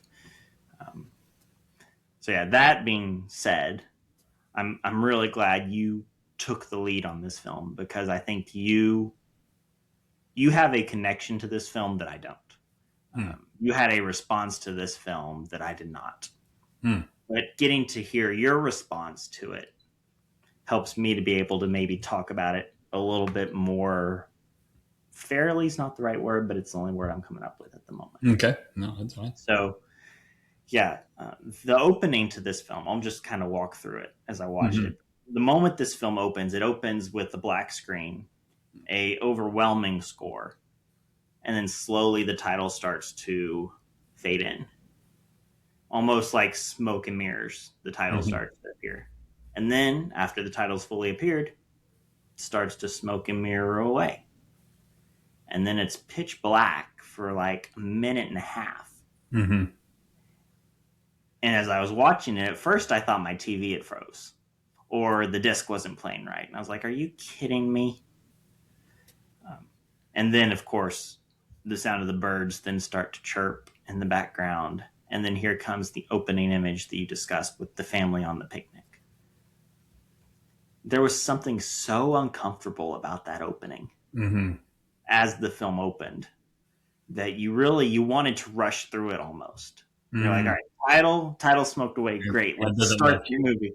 And Glazer doesn't allow you that. No, He forces you to sit there. Sadist. Almost, right? Yeah. And he does that throughout the film. He forces you just to sit and to watch and to listen and to get out of the way on the front end of the conversation. This is not a film that touched me the way it touched your life and it changed your perspective. This is not one that I'm going to be rushing out, that I have to own, that I feel the need immediately to watch and to rewatch and to study. This is a film that I put in the category that I respect it. Okay. I respect the craft of what's happening here. I respect the way that the filmmaker is telling this story. I respect the talent behind the camera and in front of the camera. This film is beautiful. It's Mm-hmm. mesmerizing Mm-hmm. visually. Absolutely. This from the scenery of the lake and the river and to the smoke that's constantly in the background, Mm-hmm. which I think is one of the strongest moments of this film, where you've got this beautiful garden at their home here, just outside Auschwitz. And then as they're having this garden party, you see the smoke from the towers just on the other side of the wall, this black smoke coming across this blue sky. And it's always kind of lingering there. Mm-hmm. The evil things that are happening at the camp, the murder, um, the violence, all the horrors, they're just lingering there in the background of this picture perfect family. Mm-hmm. And to me, that's the strength of this film. Mm-hmm. Um, the scene you mentioned where you have Rudolph in his uniform, where it's just his head and his shoulders, and you hear the sounds, and you see him just standing there, almost as you were talking about him just being nonchalant. Um, I thought of Paul at the murder of Stephen in the Bible, Mm-hmm. in the book of Acts, where Paul's just standing there and watching. And Paul being a religious leader of the Jerusalem church, and Stephen being a Christian who was trying to share the gospel of Jesus. But I think of Paul just standing there, just watching Stephen be stoned to death, Mm-hmm. just with this look of nonchalant approval. The same look that we get from Rudolph, where it's just his head and his shoulders in that black SS uniform. Just this blank look of, yep, I know what's happening. I'm approving this. I'm the one that gave the order for it to happen. Mm-hmm. And then it cuts to that white screen, and you hear the screams and the gunshots. To me, that was the pivotal moment in the film. Mm-hmm. That is where Zone of Interest is the most horrific. Mm-hmm. It's the most wonderfully subtle in the fact that it's subtle, but it feels very explicit and very poignant. Mm-hmm. That to me was the moment where the beauty and the horror of the filmmaking met the most, and that was the highlight of the film for me. That was the image. That was the part that's what will live with me Mm-hmm. walking away from this film. So I'm really glad you mentioned that one, because I think it's undisputedly the image of the film. Mm-hmm. And I think that's probably by design. Mm-hmm. So yeah, but this is a film that I appreciated the technique. I appreciated the story. It is one that I felt the time. I felt the hour and 40 minutes of the run. And I felt the outsiderness that I think Glazer is intending for us to feel. The other, we're disconnected. There wasn't, for me, a connection to this family or a connection to these characters like there was with Oscar Schindler and with Stern and even with Joff.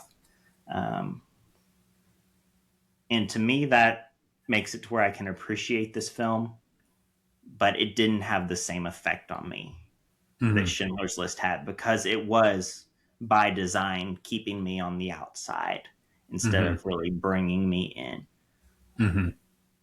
So yeah, that's kind of just my, I guess, immediate gut reaction now as I've sat with the film for a couple of hours and let it kind of just soak and permeate and see what was going on. So I'm really glad you had the experience you did, because my experience was different. It wasn't a this was terrible. It was a I appreciate this technique, but I didn't have that change of spirit, I guess, that you did with this film. So I'm really glad that you did, and that's why I want to give a lot of this conversation to you and let you kind of guide me through it. We can guide through the conversation. So that's my kind of initial reaction. No, and I expected that kind of to be your initial reaction. I I will tell you this: by the end of the movie, which we'll talk about here in a moment, that's when there's a scene that shatters you. And it shattered me. And it's one of those things where it's like, wow, okay.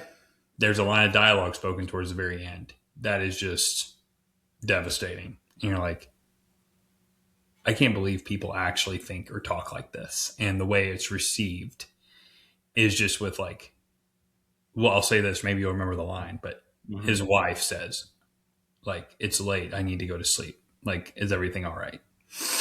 Yeah. That's kind of like the following line, but it said with just kind of like a husband would speak to his wife, a wife would speak to her husband, just sort of like it's late here. Is there anything else? Yeah. And if you remember the line of dialogue that's spoken before, then you're like, oh my gosh, that's your response. Okay, interesting. Yeah. So I do agree with you that that shot is the pivotal scene or the most impactful scene. 100%. I think that the shot of him at the train.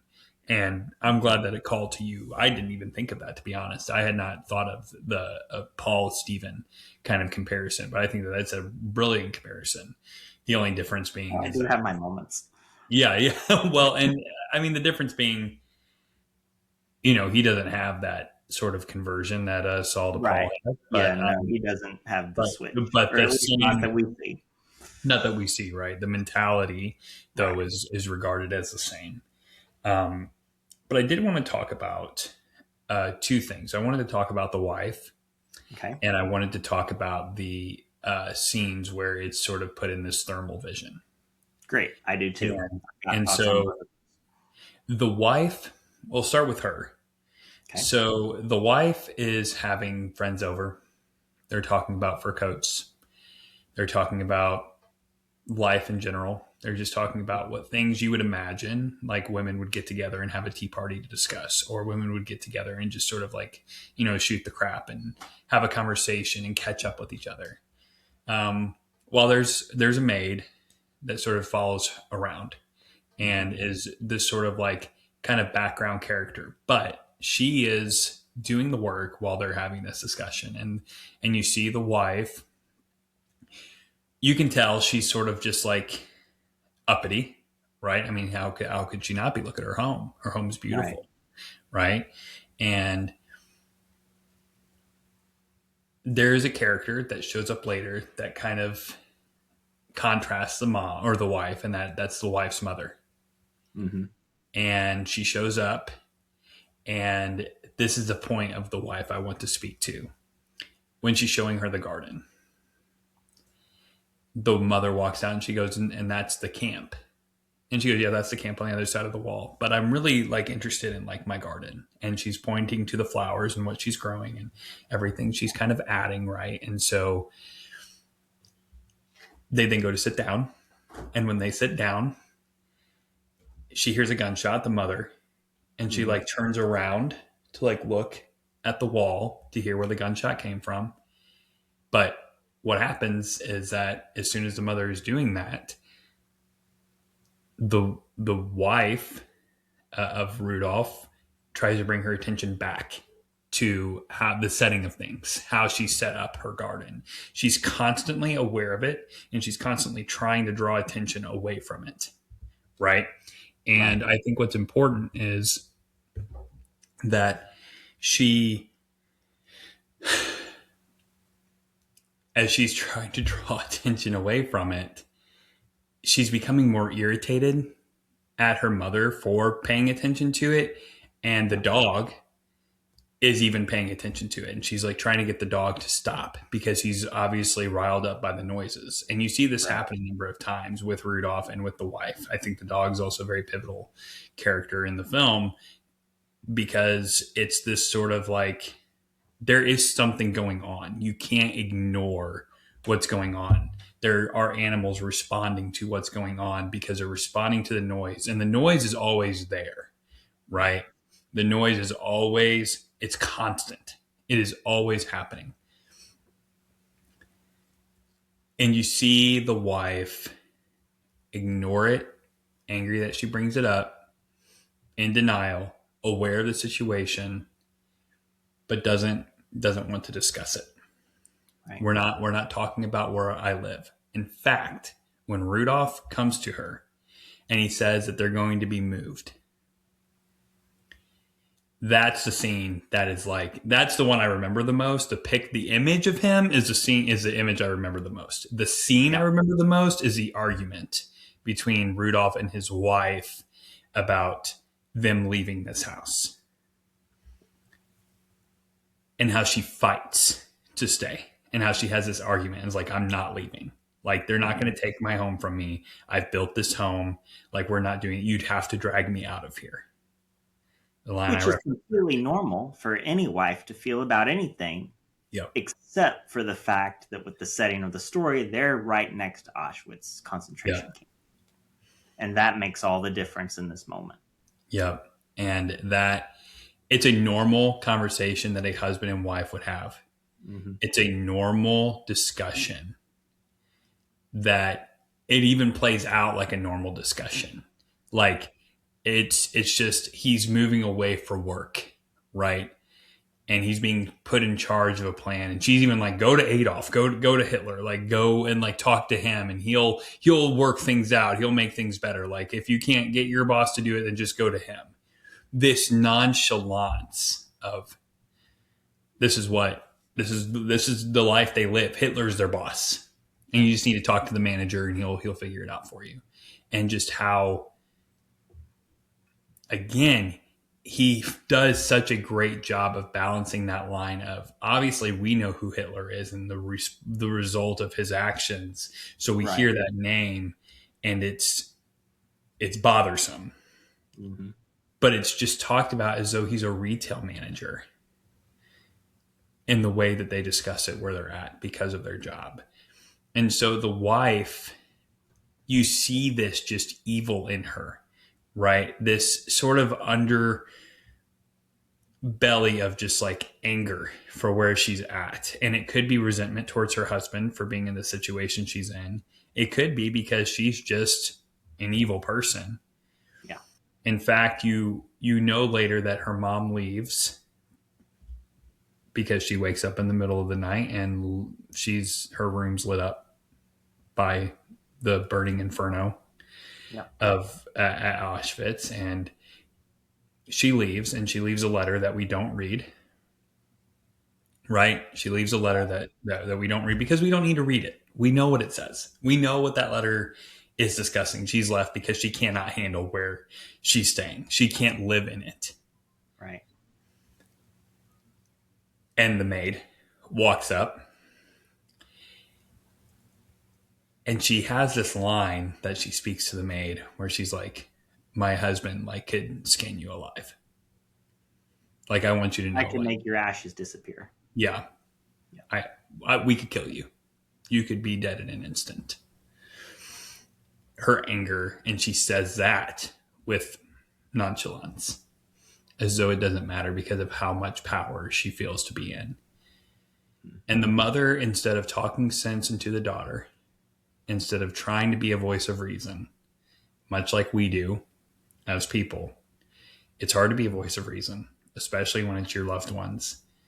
And instead of being a voice of reason, she just flees further into denial. And so that part is really harrowing to watch because you see that she's not desensitized to the action. She's not desensitized to the situation, but instead of speaking truth into the situation, she flees. Yeah. And so, but that, like, those are just my sort of like unabridged thoughts of how I feel about the wife. But what do you think about the wife? Yeah. I think as I was watching it, I saw her more innocently, maybe. Because, in films of this sort, you always go, oh, the husband, that's the commander in the SS army. He's the one that's all super bad and doing these things. And he clearly knows what's going on, but he's kept his wife largely in the dark. And she's just blissfully ignorant of what's going on. But now hearing you talk about the wife and even thinking of some of the moments, particularly in the garden when she's showing it to her mother mentions the walls and she says something along the lines of, oh yeah, the ivy will grow and it'll cover that. Mm-hmm. And then they're sitting in the gazebo, and she says something similar. Oh, the ivy will grow, and it'll cover the roof of the gazebo. The gazebo. Um, and hearing you talk about that and then thinking of those lines makes me go, oh no, she was aware. She knew what was going on, and she was choosing to live. She was either choosing to live in ignorance, or she was choosing to live in apathy, because the Mm-hmm. life she had built there was so good that the horrors on the other side of the wall didn't matter. Um, One of the earliest scenes in the movie is they've just given Rudolph this boat for his birthday, and he's gone off to work, and all the kids are going off and getting ready for school. And she's out in the front garden with their baby, just telling their baby about the flowers and saying, oh, this one's really tall, or you want to smell this rose here. And I remember watching that scene early in the movie and then thinking about it throughout. This is without Auschwitz camp being right on the other side of that wall. This is a normal family. Mm-hmm. This is a normal movie about a normal family, about a husband who gets transferred and the wife doesn't want to leave the home they built. But the concentration camp being just on the other side of the wall changes everything. And then there's the line for the wife that, as I watched this film, did it for me and kind of unlocked what was going on for me. And at first, when I first heard the line watching the film, I thought it more as a naivete. Now, after hearing you talk, I'm like, oh no, if this is naivete, it's very intentional. Mm-hmm. But it's right after she's had the fight with her husband. They're walking back up the trail from the pier. And she says, and after the war, we'll farm, like we said. Und nach dem Krieg, wenn alles vorbei ist, dann haben wir unseren Bauern, so wird das immer gesagt. As if she has no conception of what's happening in the war or what's going to happen after the war. Mm. She doesn't see the future that we know now, living in 2026, that after the war, Germany's going to lose. Mm. All of the leaders of the army and the SS are going to be tried, and many of them killed for their war crimes. Mm. And you're not going to get to live a life as a simple farmer after this war. And that to me was the line that really unlocked her. Mm. And now hearing you talk about her, it seems much more to me that it's that chosen forced naivety versus not actually being aware of how horrible things were. She was aware. Mm-hmm. And she's choosing after the war, after all this is halftime. After the halftime show's over, we'll get into the third quarter of our lives, and we'll be farmers, and we'll live the way we always said we would. And of course, we know as viewers, well, no, you won't. Yeah, no, that will not happen. I think that's a great way to sort of sum up her character, is a forced naivete, forced naivete is the best way to sum up her character, with a tinge of evil, just right. Because of her actions and her behaviors. Yeah. And I think that's what I love so much about this movie, is how he does that with a number of people, and how he does that effortlessly. They have that character trait about them that is indescribably ugly. And even though they're living, because I think the important thing to remember too is that, yes, it does take place in Auschwitz. Yes, it does take place in World War II. But again, he's trying to hold up a mirror. Why do you think it's a black screen? It's not just a black screen at the very beginning of the film because he wants to show us that we're not going to be seeing the horrors. It's a black screen because what do you see in the reflection? You see yourself. And I think that, to me, that is what makes this movie stand apart, is that it's not just this level of a really, really good concept executed, in my opinion, perfectly, but it's an added meta-contextual layer of how we respond to the evils in our world. Mm-hmm. And what makes this part, the thermal black and white moments in the film. What makes it stand so apart is one, and we'll just sort of discuss the contrast later on with Schindler's List, but one of the things that's so like amazing is that you see the rest of the movies in color, and these movies are in these moments are in black and white. They're in this thermal imaging, highlighting a young girl who's going through and she's leaving food for the Jewish people. She's in this zone of interest, right? She's in this zone, this area where they're going to be, and she's risking her life to give them something. Because what can she do? She can't save them. She can't possibly end the war. She can't house them. But she can feed them. Little bits. Little things. She leaves them under the spot she knows they're going to be, which means she knows how they work, which means she's aware of what's going on. And instead of doing nothing, she gives small acts, and they make huge differences. Because now instead of starved people, they have an apple. But they're hidden in the mud, right? She can't just go out there and give this to them. It kind of reminds me too, something we'll discuss later, is like Schindler, whenever he is seeing them going on the train and it's so hot. I'm glad you brought that up. It's so hot, he decides like he can't do it obviously. He has to do it in a way that it would kind of gain the respect, or like it would go under the radar of what he's actually doing to all of the Nazi officials over there. And he sprays them with the water hose, right? And he makes it as sort of like to be like, oh, he's giving them a false hope. And even as they go through that, right. Yeah. Right. And as they go through that scene, you see them spray the thing and they do it quickly, and he brings it back. He's like, no more, do more. It's like this like bravado with true, genuine affection for these people. And he's trying to do it in a way that it won't get him caught. He puts it off as if he's torturing them.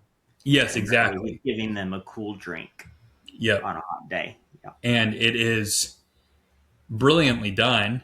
And I think that in this scene, where you have this young girl going through, she's placing the apples. She's putting the food underneath their areas where they're going to work so that they can have something. And you see later that she doesn't live in the camps. She lives outside of the camps. She has a house that she goes back to. She has a place that she goes back into. Does she live in Rudolph's house? I feel like yes, but I don't remember entirely. Okay, I want to say it looked to me like she went into his house. I want to say she's the young girl who he takes advantage of. Yeah. Okay. I'm glad that we saw that part the same too. Yes, and so that I want to believe it's the same. I believe it's the same woman, but I don't believe we ever see her face after she comes in the house from the thermal imaging. So that's why I get confused, because they don't show her face, which I do think is also very intentional, because faceless people are doing the good deeds around the earth. Well, and they also make her seem like a storybook character. Because the two times we see those scenes, Rudolph is reading a story. The first one I didn't recognize, but the second one was very clearly Hansel and Gretel. And he's reading a bedtime story, is what it appears. So they even frame her like she's maybe this fictional storybook character. Plötzlich aber kam ein großer, schöner Schwan geschwommen, dem riefen die Kinder zu: O schöner Schwan, sei unser Kahn. Und der Schwan neigte seinen Kopf und ruderte zum Ufer. With that. And how at night, when you're reading a bedtime story to your children, there's soldiers out there who are sacrificing their lives to give apples to hard workers who are suffering. And I feel like that like both are really interesting parallels, whether she's a storybook character in real, or a storybook character in not real, or she's very real. No, she's definitely real. No, yes. Oh, for sure in the movie, yes. Yeah. But I mean, like on a like textual level, like if you Right. want to Got interpret it either way, you could. But it. in the movie, yes, it is 100%. She's a real character doing real actions, and I just really appreciated that he. Go ahead. Nope. I didn't. Oh, you didn't have Nothing. anything, but yeah, it just I really appreciate how he shows her go to do this, and the black and white is the parallel to the in color because when she's in those places, though the in Auschwitz, it's bleak. Mm-hmm. It's not hopeful. It's not colorful. It's not bright. It's bleak.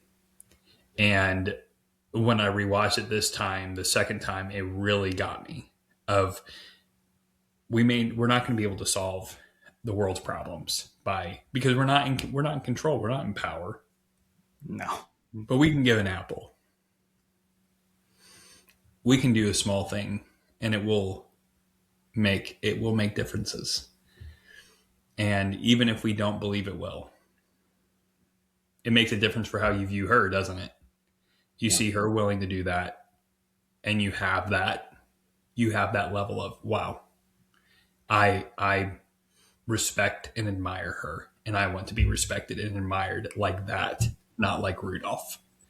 Right. And just brilliance of that as well. So, but I don't know how you read the thermal imaging scenes. If you read it the same, or if you had a different thought about it.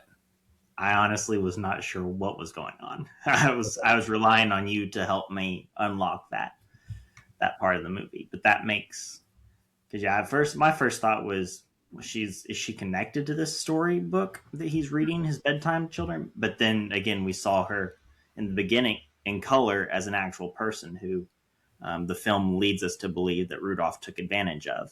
And then the next scene is the girl out in the black and white. Mm-hmm. And then she comes in and there's a moment of color when she steps in the house and then it goes black and white again. And before finally coming back to color for the final time. And that's where I kind of started to think, oh no, she is real. So thank you for walking me through that part. Cause I was unsure why it had black and white and why it had thermal energy, but the way that that makes sense. The way that you walked it through. And I think it's important the way he has her portrayed is like it seeing past her skin, it's seeing past her body, it's going internally. Yeah. Human. These are humans that are on this side of the wall. And I thought that was really just immaculately done.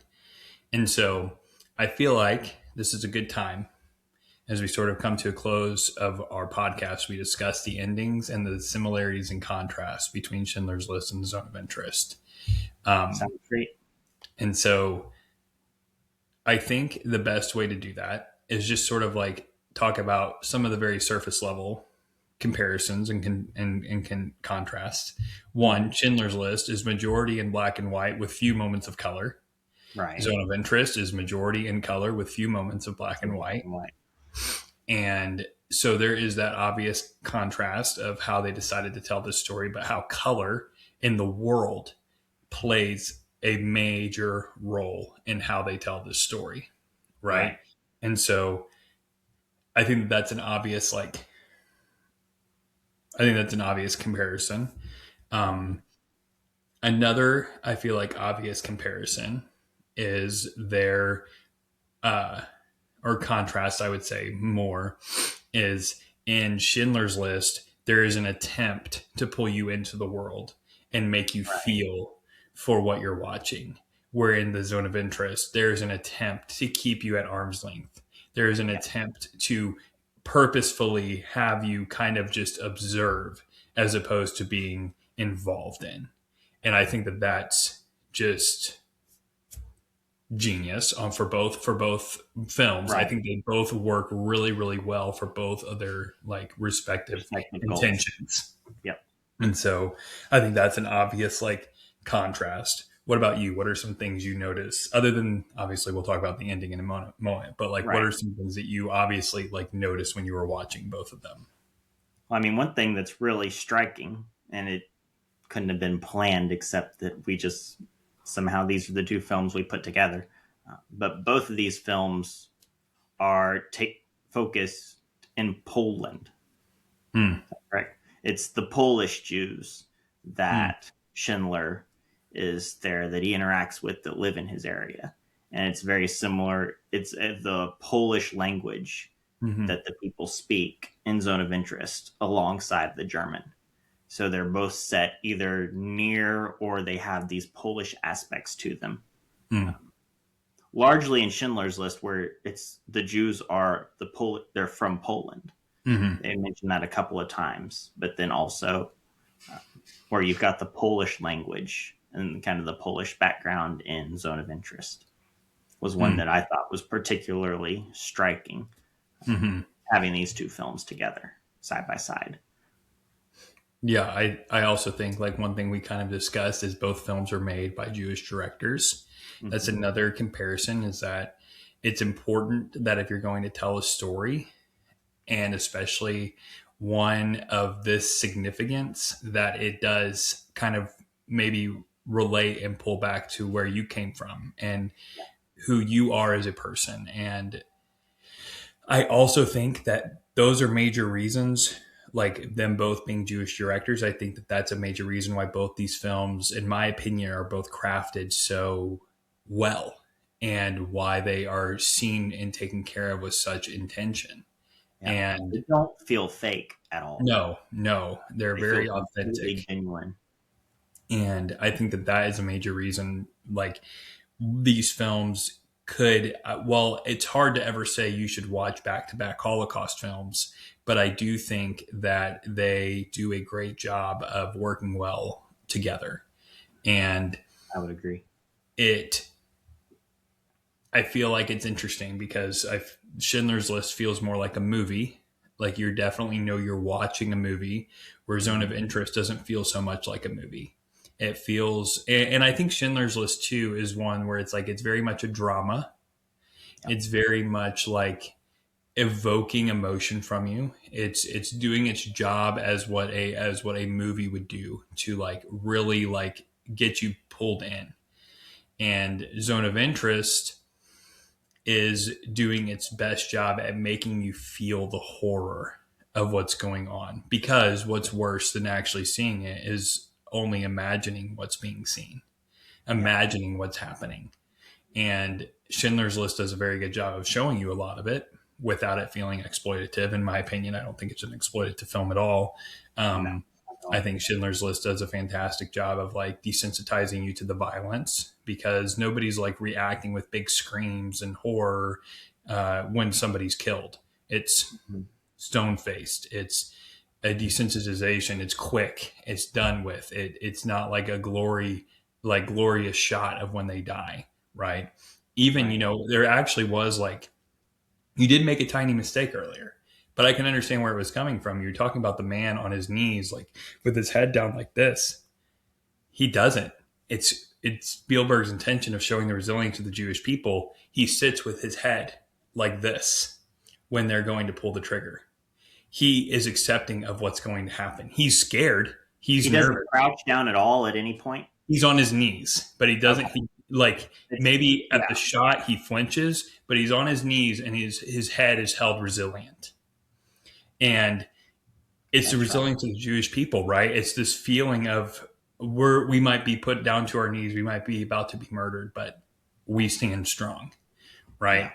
Yeah. And so it's also important to realize that Schindler's List is mostly in English, with Yiddish being one of the other major languages. You hear a lot of Yiddish coming from the Hebrew people, the Jewish people. And in Zone of Interest, you don't hear a lot of Yiddish. You hear mostly German or Polish. You do have the one moment of Yiddish. You do, when the song is playing over the piano, but yeah, that's it. Yep. And so those are just, and there's probably, bound to be more similarities. But the major similarities we'll talk about, and I'll let you talk about the end of Schindler's List, and I'll talk about the end of Zone of Interest. Okay. But what they show towards the end with our respective main characters, quote unquote, right, and then the realistic aspect of what they both show. Yeah. Okay, great. Yeah, and the ending of Schindler's List is one that I can't imagine anybody not being familiar with. Whether you've Mhm. seen this film or not, it is one that is so ingrained. It's one of those movie moments that's so ingrained in our culture that you at least know about it. And it's the end of the after freedom's been declared, midnight is struck, the Jews are officially free, and now it's time for Schindler to be gone. It's time for him to flee. So he's out, he's sitting there, his car's ready, his bags are packed, and all of his workers are there lining the street on either side where this car is. Um, and Schindler comes out and he's there with Stern, and Stern's there to send him on his way. And Schindler looks at everyone and everything around him and he just breaks. He just absolutely crumbles. And his line that is definitive of this moment, maybe of this film, is I could have gotten one more. Mhm. I could have saved one more. And he goes to his car and he's like, look at this car. This could have been 20 more people. Why did I keep this car? And then he pulls the Nazi pin off his shirt and he says, this is pure gold. Two more. I could have got two more. One more at least. I could have gotten one more. Why did I keep this? I could have gotten one more. Oh my gosh. And I'm getting chills as I'm sitting here just making it up. But he's completely broken. He realizes, and he can't see all of the good around him because all he can see is I could have gotten one more. I should have gotten one more. And Stern is so kind and so gentle with Schindler in this moment. And he comes to him and he reminds him to look at all the people that are around him. Look at all of the families that he saved, the generations that will be alive because of what you have done, Schindler. And he gives him this ring, and it's on it is written in Hebrew. And he says it translates that whoever saves one life saves the entire world, or saves the world entire. Mhm. And he gives this to Schindler as his parting gift, as a way of saying, you don't see, you are so focused on what you could have done. Don't miss what you did. Mhm. And I think, hopefully, that none of us will ever see something near to the scale of the Holocaust. Although, no, I'm not getting into that conversation on this Mhm. podcast. um, Good idea. But I but understand. he says, whoever saves one life saves the world entire. And for that just to be a reminder to us, we can't save the world. It's not our job. It was never meant for us to do. But we can make a difference for one life. I mean, just like the young girl giving the apples and the potatoes, one life, we can help one person Mhm. that we see in need. And to me, that's the hope of Schindler's List. Mhm. It's about the one. It's about the one good thing for one person in need. Mhm. And so I think, to kind of carry on with that conversation of Schindler's List, and then we'll close out with the zone of interest ending, is at the end of Schindler's List, after that moment, right, the end of the movie Right. comes to a close. Mm-hmm. And then you see this number of Jewish people walking down, and they're visiting the grave of Oskar Schindler. And And this it's, part's in color. yeah, and This this is, part is in color because it's yeah. present day, Mm-hmm. right? And it's the real life Jewish survivors with the actors that portrayed them in the Mm-hmm. movie. And they're laying a rock in honor of the life that they saved, that Schindler saved because of them. And you see the ones that are still alive to this day because of his actions in the And the 40s. generations, in some cases, that have followed since then. Yep. And you see like the difference he made that he didn't get to see. Right. And with the ending of the movie, you see what happened to these other people. Like Goth was hanged, right? A Right. death that was shown on screen that it doesn't feel uncomfortable to watch because of how evil he is. You see that scene, you're like, at least he got what he deserved. And his final words were Hail Hitler. And you see like what an evil man this man was. And the difference that Schindler made by having these people on his list. And that the list obviously was an absolute good. And it jumps to that and it ends in the real life, the present day of, I think it was the 90s. And when they filmed that scene, and you see like the difference that Schindler made for real people. Yeah. And just what a powerful sentiment that is, right? In the zone of interest, towards the very end, we sort of hinted at this conversation this man, Rudolph, is having with his wife.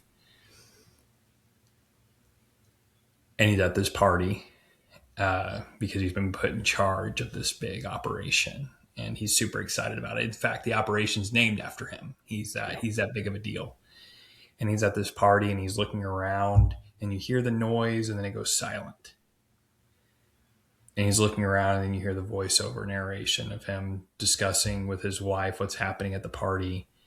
And she said something about how the party was going and how the people were acting and how it was being handled. He's like, I couldn't tell. I wasn't paying much attention. I was just thinking about how I could guess the whole room. It would be difficult, of course, the logistics, the high ceilings. Mm-hmm. And his wife then responds with like, it's late. Is there anything else you wanted to tell me?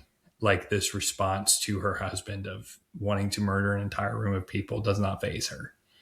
It does not shock her. And so at the very end, very last few moments, he's leaving the party. He's walking down the stairs and he stops and he throws up. Gets a little further. He throws up again. And he looks up towards the camera, right? This is important. He looks towards the camera at you again. Just, I can't get over it. The way he's able to break the fourth wall in such unique ways. He looks at you and then it jump cuts to the preserved remains of these places. Yeah.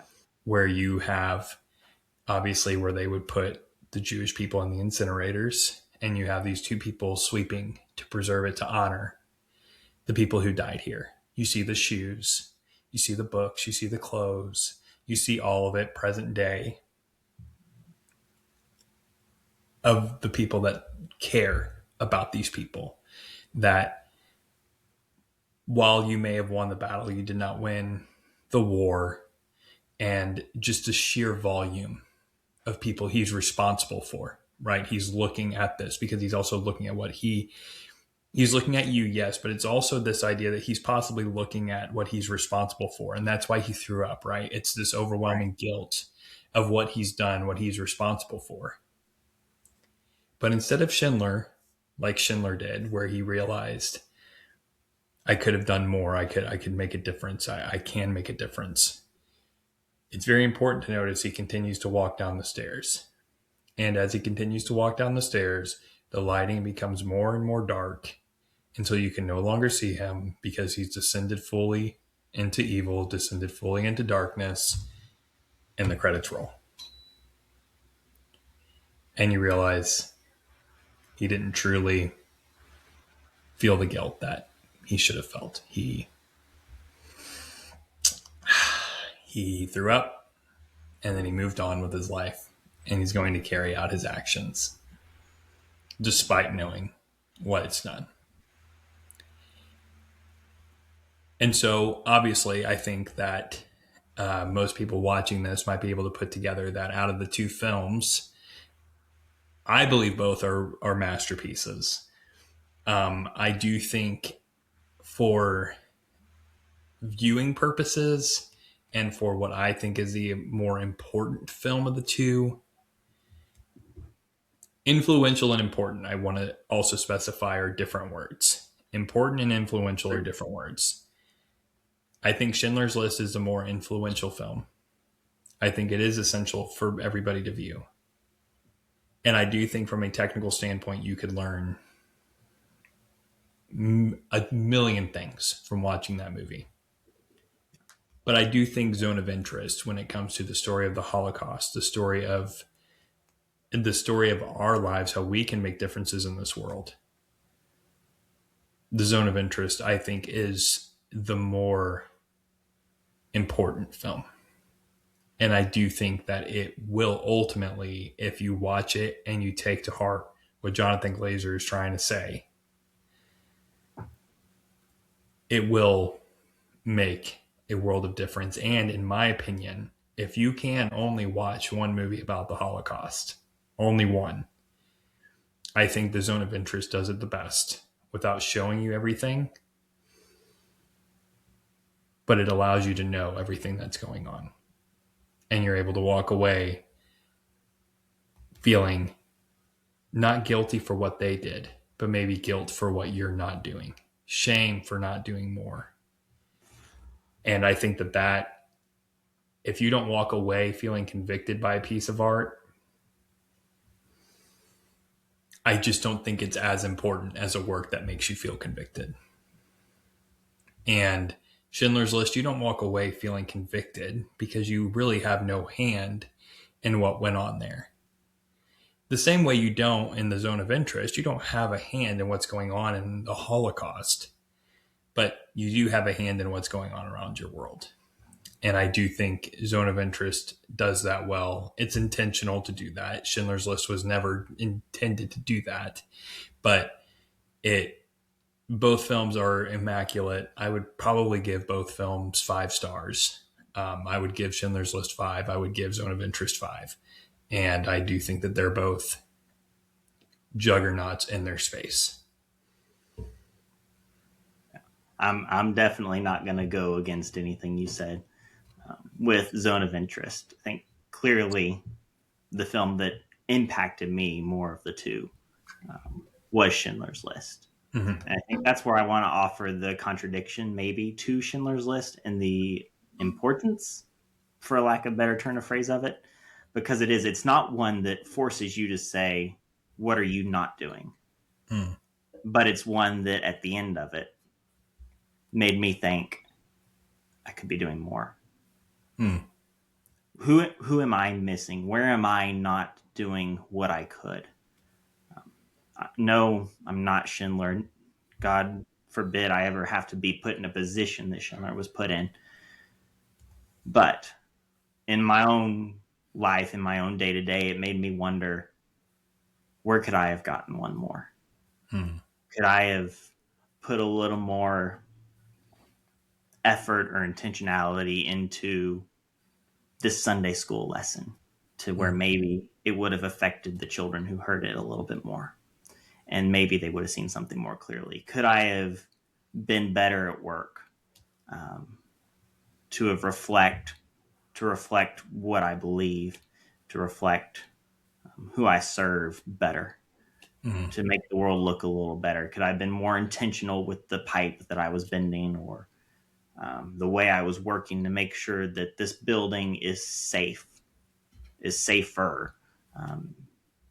Are those things at the forefront of my mind, or am I just walking through each day-to-day life, or am I walking through with this intentionality of, I could have helped there. I could have made a difference in that life. So for me, Schindler's List it made that connection at the end. And it gave me that sense of hope that I can't save the world, but maybe I could change one life, or then maybe another, or then maybe another. And at the end of the day, if I missed one, that doesn't mean that I failed. That doesn't mean that I didn't make a difference. Because I've got Stern there saying, look at what you did do. Look at where you did change. Look at where the world was better. A person's day was brighter because you were in it. And for me, that was the beauty of the way Schindler's List pulled me in. And then at that last moment, it was almost like the torch was being passed. Schindler's done what he could do. Now it's your turn. No, I think I don't mean to say that Schindler's List is not also important. Right. I think. I know. Yeah. So I do think that, and I do think that that is something you could absolutely take away from the film. And I would say that hopefully most good people do. Most people do look at that film and they don't, because they weren't as apathetic as Schindler was at the beginning of the film, that they think all of a sudden they're a better person than Schindler. Right. The goal is that you just try your best. You just do your best. And I think both films are, again, I think they're incredible. I would recommend them to anyone to watch both of them in their life. Don't just pick one. Don't just pick one. Please watch both. I think they both will. And I think to certain sensibilities, I think ultimately too, The Zone of Interest works for me because it's a film I tend to relate to more just in viewing experience. From my personal taste, Zone of Interest, I think, appeals to me more than it probably does to you. And so, not saying you don't also appreciate movies like that, but they don't appeal to your taste as much as they appeal to mine. And yeah, I think that's ultimately too where it comes down to. Do you have anything else to add, Nolan, before I send us off? I don't. All I have to leave you with is the challenge that Stern leaves you with. Whoever saves one life saves the world entire. Mm-hmm. Absolutely. Well said. We appreciate you guys listening.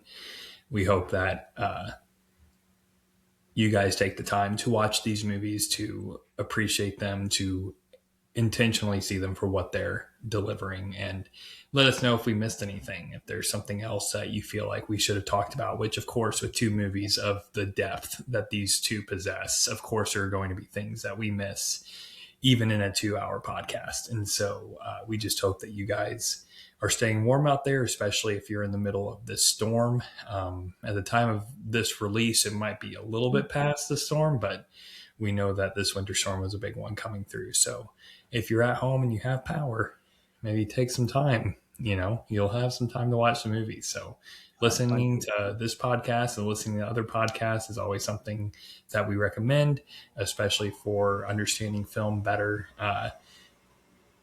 We always recommend Film Spotting with Josh and Adam and their takes on just present day movies that are coming through, and when they do other reviews like Sacred Cows and other things like that are big moment films and big films that you guys can enjoy and listen to their opinions. And I think that exactly what Nolan left you off with is, take this opportunity to save one life because it will save the world entire.